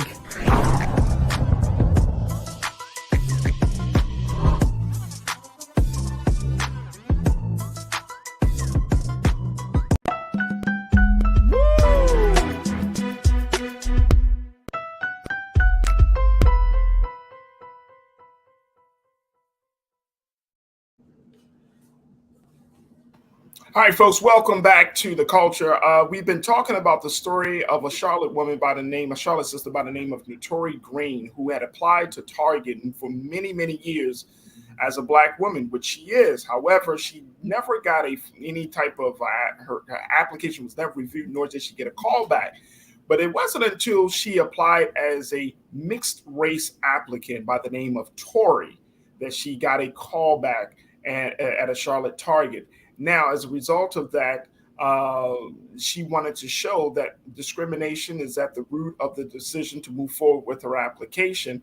Target said that, look, they didn't apologize, just simply put it out there. Hey, the stores weren't hiring at the time that you initially tried. And once you did reapply as a white woman, they didn't say that, but they said once you did reapply, the position was open. Notori says, nope, that's not the case because that's not what I was told in my rejection email. As a result of that, it opens up a conversation about hiring practices and callbacks. Now, I shared with you a little bit that the callback rate for white versus black, for black versus white is 2.1% higher for whites than it is for blacks. Now, that may not sound a lot, but considering that you have thousands of people who have applied for different positions in various industries, it speaks volumes about the number of people who don't get the opportunity to have their application reviewed, not even as to say they don't even get the opportunity to get interviewed. And so we're asking the question, or at least bringing it up. I'm bringing it up that, yes, we know there is a double standard that exists in this country. Why are we surprised when we see it take place? And so we've been talking about this with my brother Sinedu, culture crew member, who is a diversity, equity, and inclusion specialist. And I want to hear your thoughts on this situation for a few moments, because, folks, I'm always banging my head as to why we just can't accept it for what it is. Let's stop hoping that things are different. Let's stop wishing that things are different and just start accepting the fact that the double standard is real and we got to work from that point. All right, let me see my man, Brother Sinedu, and let's get to some of these comments here that folks are posting as they checked in. Let's start with Belinda. Belinda, always good to hear from you, sis. Belinda, you asked the question, when was mixed race on an application an option? What did she choose? Other? Probably. That might be the case. I mean, considering, if your name is Tori and you're a mixed race woman, then Target is probably looking at you. Now, they didn't totally deny her because she said she's mixed race. but she could not be her authentic self as a Black woman. But I think there definitely was probably another choice on that application. Belinda, thank you so much for checking in. Sophia checked in again. You said, let me tell you, I remember a time being in uniform, being asked for another form of ID because I didn't look the part. I used to blow up, but I'm better with my emotions now. I'm glad you reformed now, Sophia. I'm glad that you got some help in that area. But I understand. I definitely understand. Sophia, just out of curiosity, what uniform did you wear that people often questioned you about? So post that comment for me when you get a chance. But good hear from you. Brother King Lee, my guy. King, you said sickening of Target. Yeah, it is, bro. You said shameful. This is not just a U.S. American problem. Here in Germany, most prospective employers require that the applicant submit a photo on the resume. Ooh. Hey, Sinead, is that a form of profiling or discrimination? Definitely not only is it a form of profiling, it's also a form of sexism, because you could see that if you see that only certain applicants were being interviewed, you can now deduce that depending on who the manager is, they're looking for a certain type of that could never fly here in America. That could never fly. Only not in in this Germany. Not in the back. You know what though?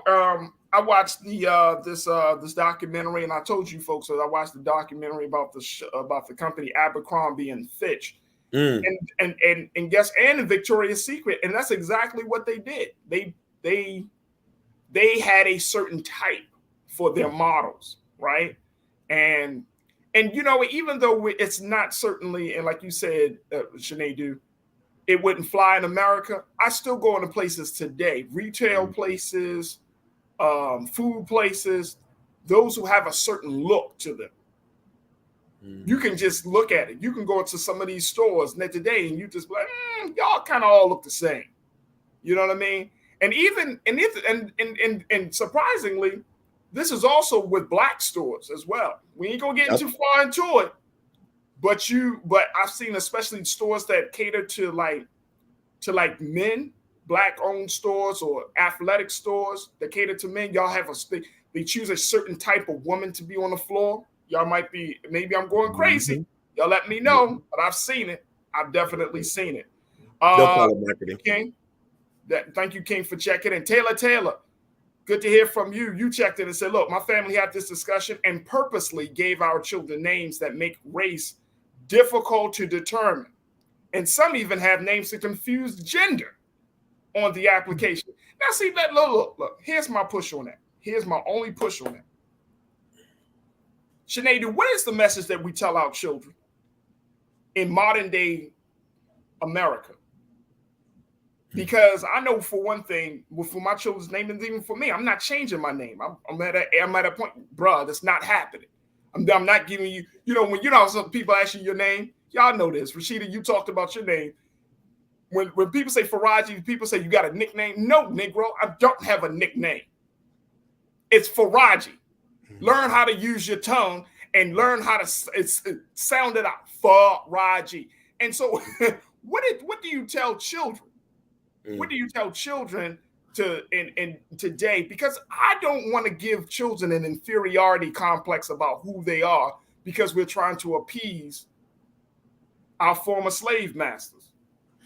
I would say this, man. First of all, I have to, and I'll do it all the time. Shout out to my dad and my mom. My dad is my hero. I love my dad. Like, no one comes before my dad. And not only did he make sure that all of our names were Nigerian and Igbo, he made sure we knew the meaning. And he would say it. He said, don't let them abbreviate your name because they're abbreviating your meaning. You are Chinedu. Tell them the full meaning. Say it with your chest. Since we were kids, what's funny to show why that's important is my elder brother, who's 36.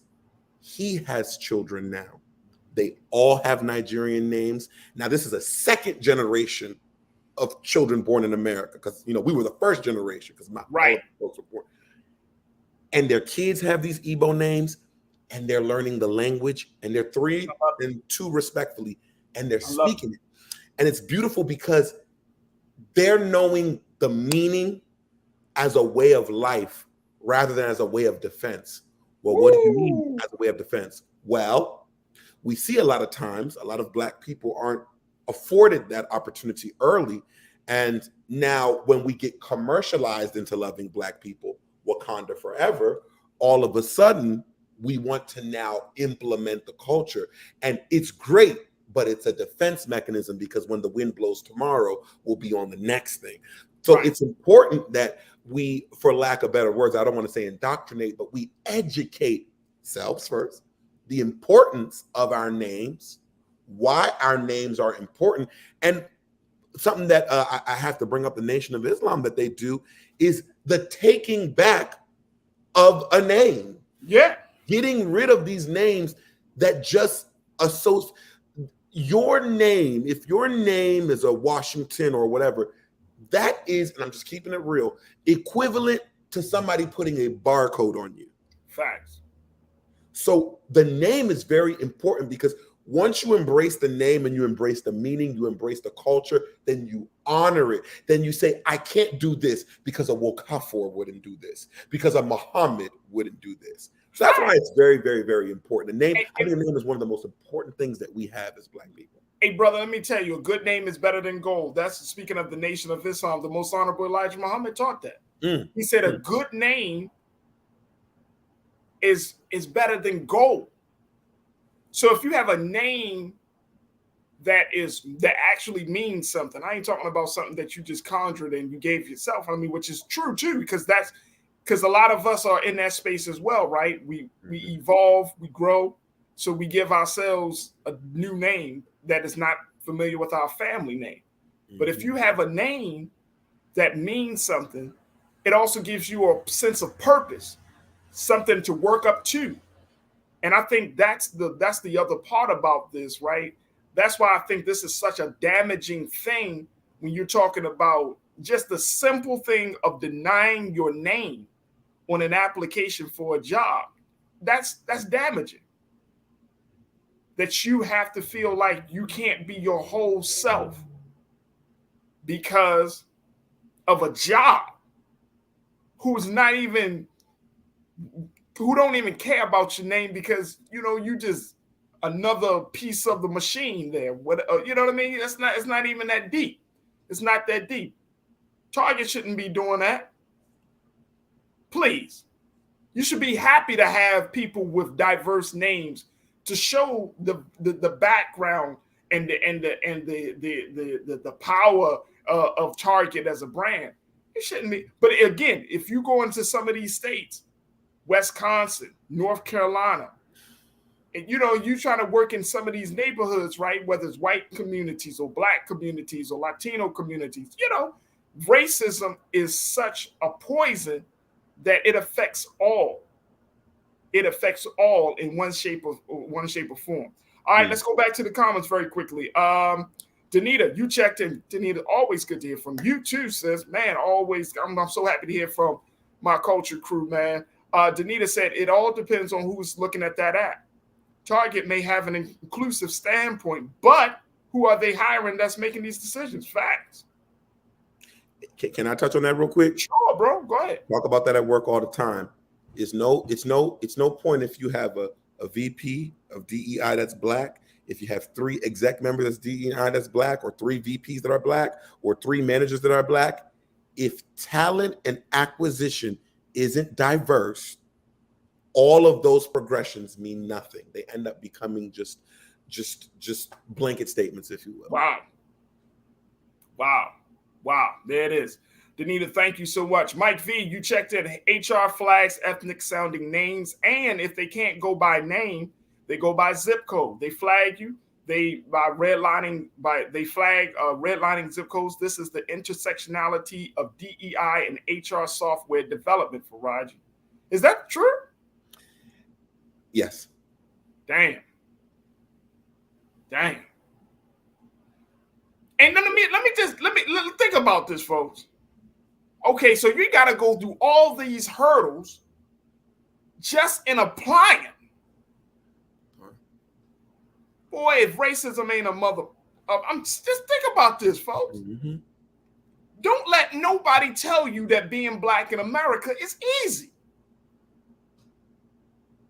Like, if you put down just your name and the place that you live, Mm-hmm. you already got 2 to 3 strikes on paper for something you didn't. Your name is given. You chose the place because it was probably the best place according to your budget and to the needs of you and your family. And they are already like check marks against you, X's against you. Mm-hmm. I remember a police officer told me, police officer friend told me one time, we were just talking and I was looking at showing him my ID, and my friend showed him his ID. And, you know, my folks live in Upper Marlboro and I had my parents' home address on it. And the name, he said, let me tell you something. Your street name sounds less dangerous because when your streets are named after trees or stuff like that, those are really acceptable. But when you have the avenues and the ways and the numbers, the 25th, the 106, right? People which are you serious? Yeah. Hey, look. What is? And I'm not from Miami. I got my uncle and aunt that lives down in Miami. They got a place down in Miami that sounds so majestic, but it's one of the most. Oh my gosh, the name escapes me. If y'all from Miami, y'all tell me a couple of names. It's not like Shady Side or something. It sounds like something like in that range. Like you like, oh, Shady Side. It sounds so beautiful. Mm-hmm.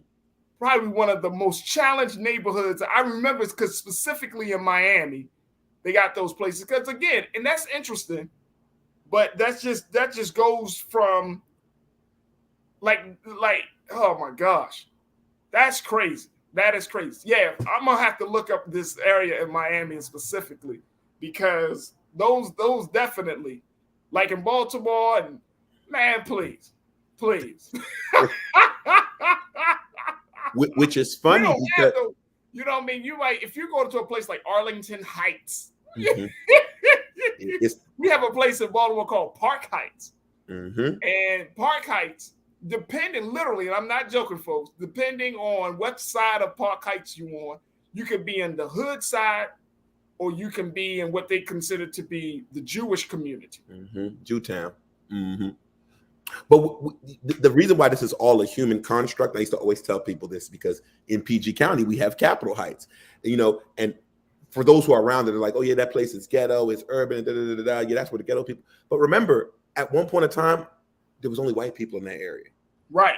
As was in some places in Baltimore as well. So all of these things that we say, oh yeah, these areas are not good, those are all human constructed, whether it be by law or whether this just be by a mentality. These are they're not real. We're creating these things. Right. All right, let's go back to it. I'm gonna come up with the names of those places. All right, let's take a look here. Who else we got here? Karina, good to hear from you. Karina's going to be a future lawyer, Sinead. So Karina's using all this ammunition. She's going to bring it into the courtroom and give us some justice. Hey, Karina, you said when unemployment was backed up in 2020 and payments stopped, I got rejected from Target, Trader Joe's in New York City, shaking my head. I've had maybe 5 or 6 interviews out of hundreds of applications. Damn, that's how it is. That's how it is. It's competitive. One side of the market is competitive, but then the other side of it is, you know, who you are, where you from.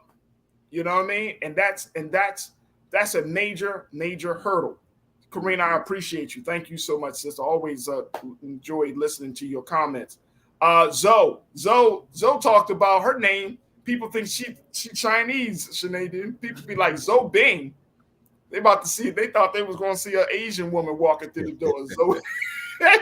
Zoe be like, "Bing bong, I'm here."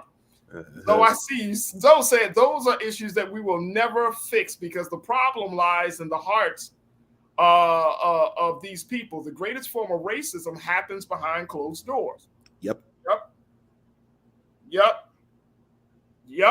Sure do. Mm-hmm. Sure do. Absolutely. Bing bong, Zoe. Thank you so much for your post. Sophia says Air Force 10 years that she's been seeing this. She's been seeing this in the Air Force.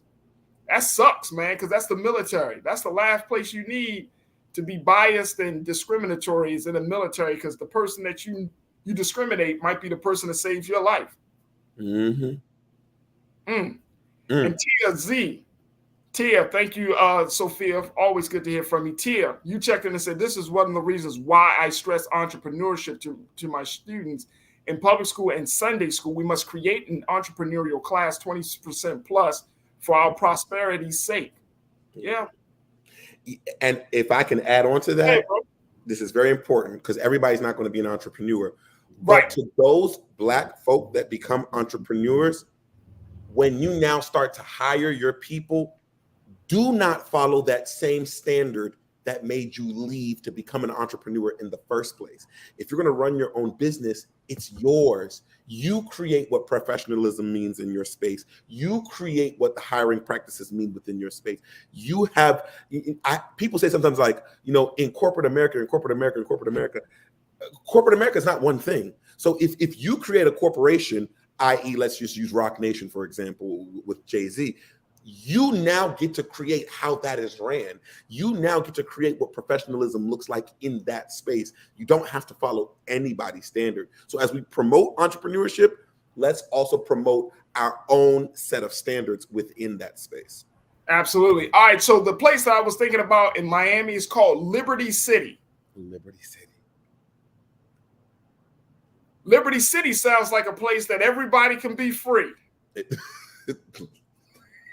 The Liberia of the South. Liberty City sounds like you're going to be able to exercise your right to be who you are. And it's considered to be one of the most dangerous places. I don't know if it's still considered to be dangerous. I just Googled Miami violent neighborhood. Liberty City popped up first. Jeez. like, damn, you can't even be free in Liberty City. All right. And Janae, you checked it. Wait a minute. My man Keenan, engineer, he said, bruh, Liberty City is wild.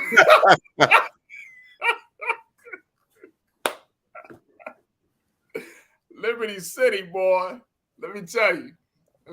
Wow. It's so funny you say that, Sinead. I'm telling you, if you go through some of the major cities, the places that have groves, sunshine, shady, all that stuff be the darkest places of the world. You'd be like, man, don't be caught dead up in Pine Grove.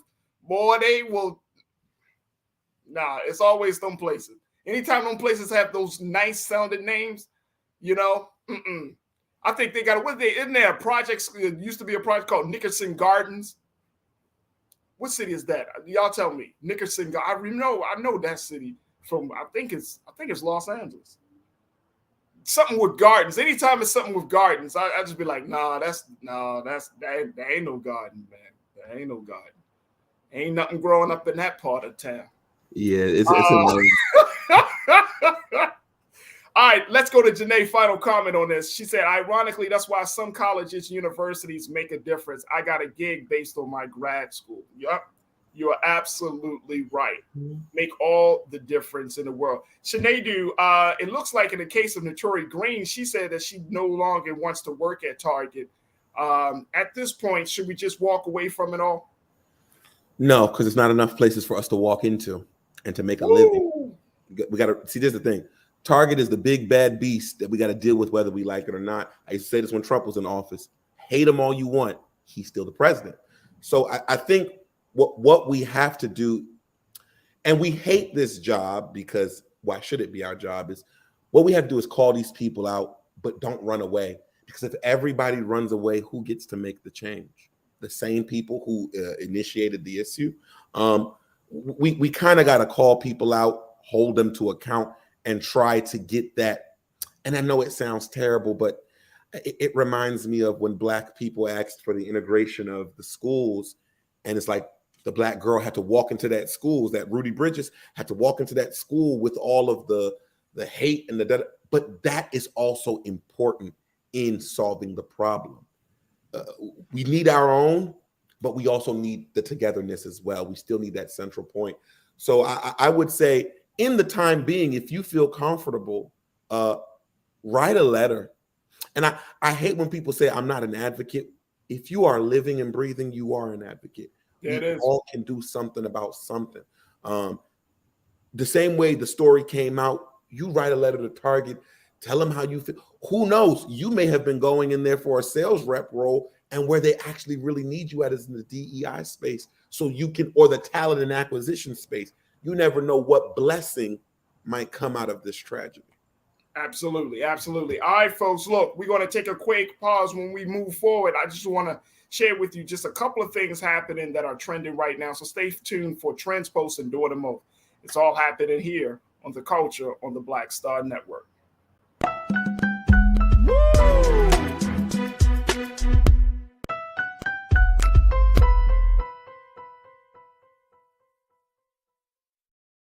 Hi, I'm Dr. Jackie Hood Martin, and I have a question for you. Ever feel as if your life is teetering and the weight and pressure of the world is consistently on your shoulders? Well, let me tell you, living a balanced life isn't easy. Join me each Tuesday on Black Star Network for A Balanced Life with Dr. Jackie. We'll laugh together, cry together, pull ourselves together, and cheer each other on. So join me for new shows each Tuesday on Black Star Network, A Balanced Life with Dr. Jackie.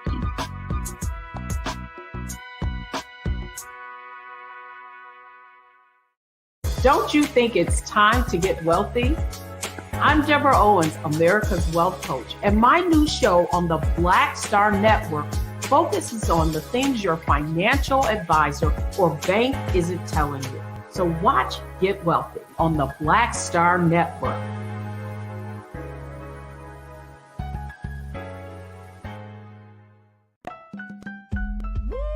We're all impacted by the culture, whether we know it or not. From politics to music and entertainment, it's a huge part of our lives, and we're going to talk about it every day right here on The Culture with me, Farajii Muhammad, only on the Black Star Network.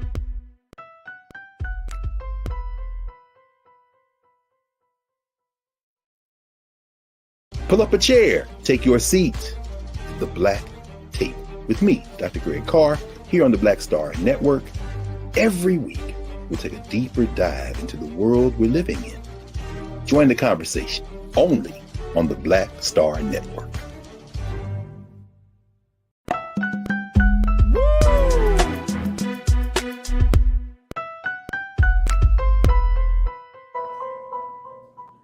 All right, folks, it's time for Trends, Posts, and Door to Mouth. Let me just say, boy, I really appreciate Sinead very quickly. I just really appreciate our viewers just interacting, engaging with them on YouTube. Boy, they got me cracking up. Y'all got me dying over here. All right, let me just tell y'all what's trending right now. First and foremost, can we give a big shout out to Bo Jackson? Bo Jackson. Where's Sinead? I need my brother Sinead. You have to jump off? No, okay. There we go.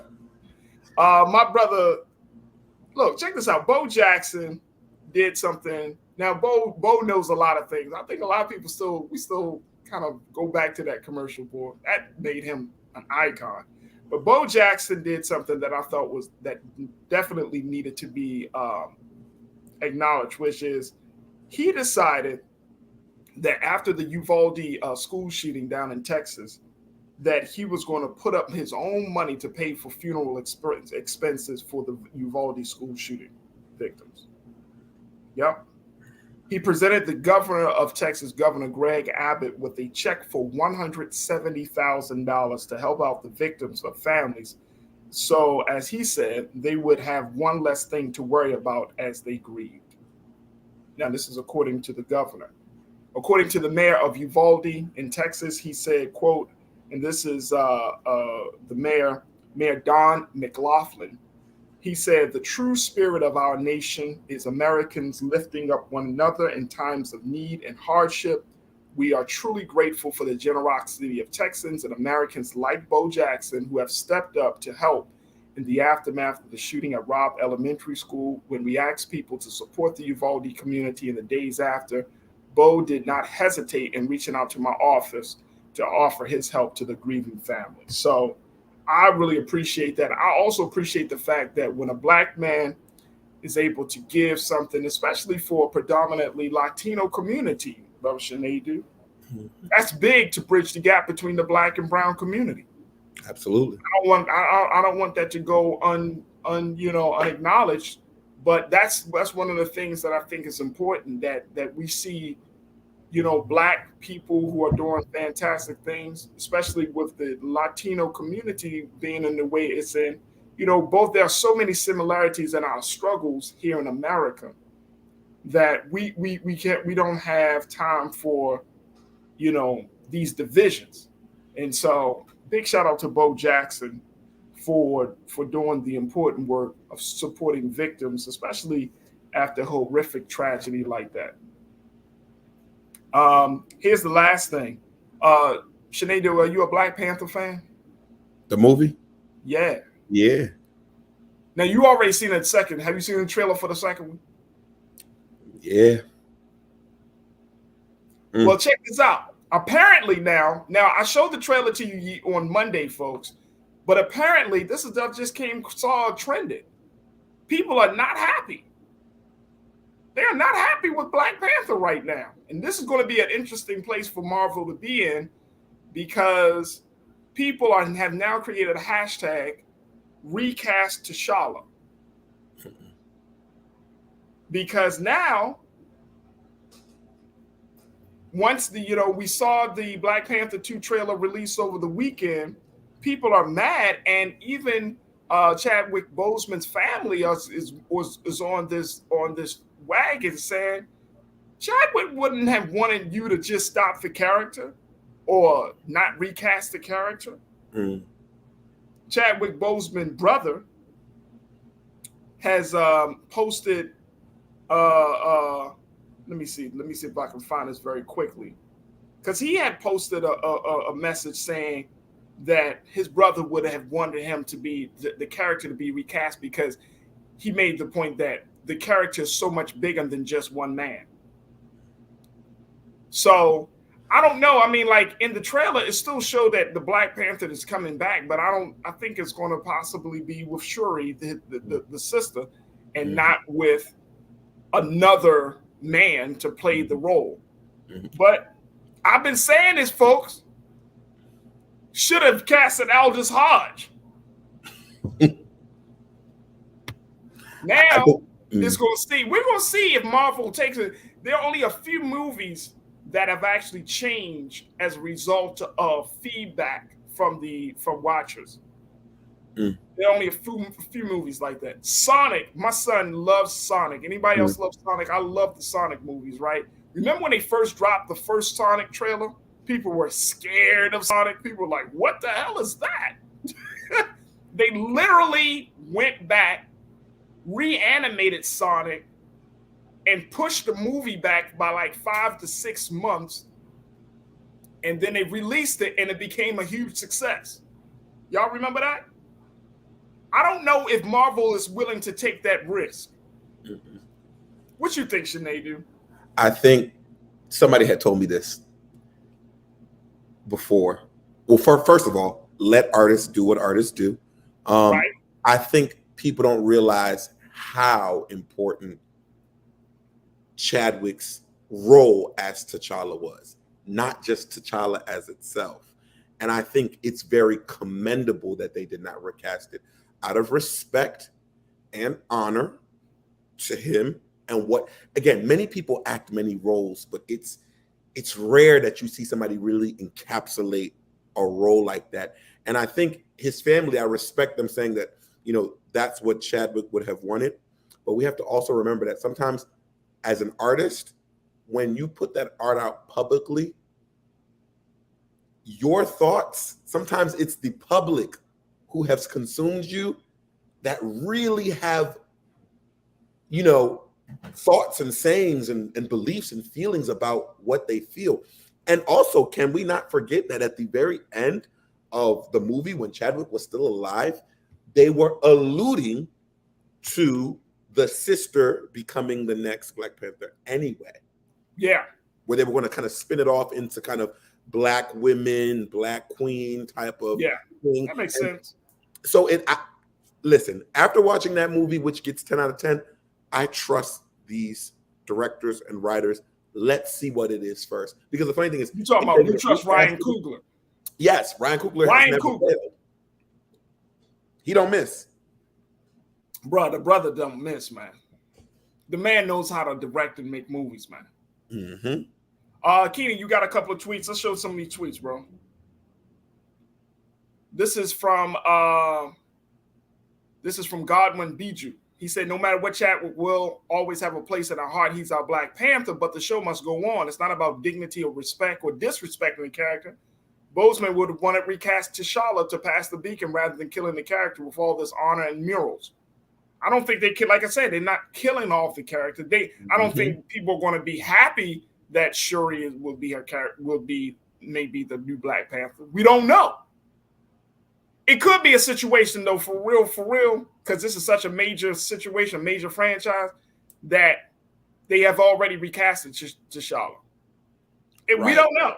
I don't know. But that's interesting. Now people are like, hey, we need it. Before, nobody can play Black Panther like Chadwick Boseman. Oh my gosh, he is the only. You know how many Supermans there have been? Even after Christopher Reeve died, they still casted Superman. How many James Bonds there have been? That's true. How many Spider-Mans? We just saw that in the last Spider-Man installment. They just multiversed and metaversed something. They did something with the verse. I mean, they do this for characters. I think there have been a number of Black people that were pushing it like, oh, no, you can't do it. But it's a movie, folks. It's a movie. So we will see how that situation pans out. But my brother Shanadu, my diversion, equity, and inclusion specialist, I appreciate you, man. Man, it's been far too long. I'm glad to be back. It's been far. You went to Trinidad. Yeah. You went to Trinidad. How was the trip? It was hot and the food was good. There you go. I sound like Baltimore right now. Absolutely. My brother Shanadu, always putting in the work. We love your insight and analysis, brother. And I'm happy that you're back home. God willing, we'll be chatting again sometime next week. I appreciate you for having me, man. Absolutely. All right, folks, that's going to do it for us. Thank you so much for tuning in. Make sure you show your support for Black Star Network. No long, drawn-out situation. Just know we putting it in that work each and every day. All of you, I thank y'all for so much. Y'all were telling me how much y'all appreciate the conversations and how we keep it on point and doing it for the culture. Well, guess what? We want to do that. We hope that we will continue to do that, and we need you to support us so that we can do that. Make sure you check us out at blackstarnetwork.com. Support us, share the videos, and of course, let your friends and family know that you can subscribe for free. blackstarnetwork.com. All right, that's going to do it for me. Stay tuned. Up next at the 6 o'clock Eastern Standard Time, Roland Martin Unfiltered, Uncle Roro and all the crew for your Wednesday. As always, never be afraid to challenge what's wrong. Stand for what's right while being yourself in the process. God willing, we'll talk tomorrow for another exciting edition of The Culture right here on the Black Star Network. Talk to you soon, family. Thank y'all. Peace.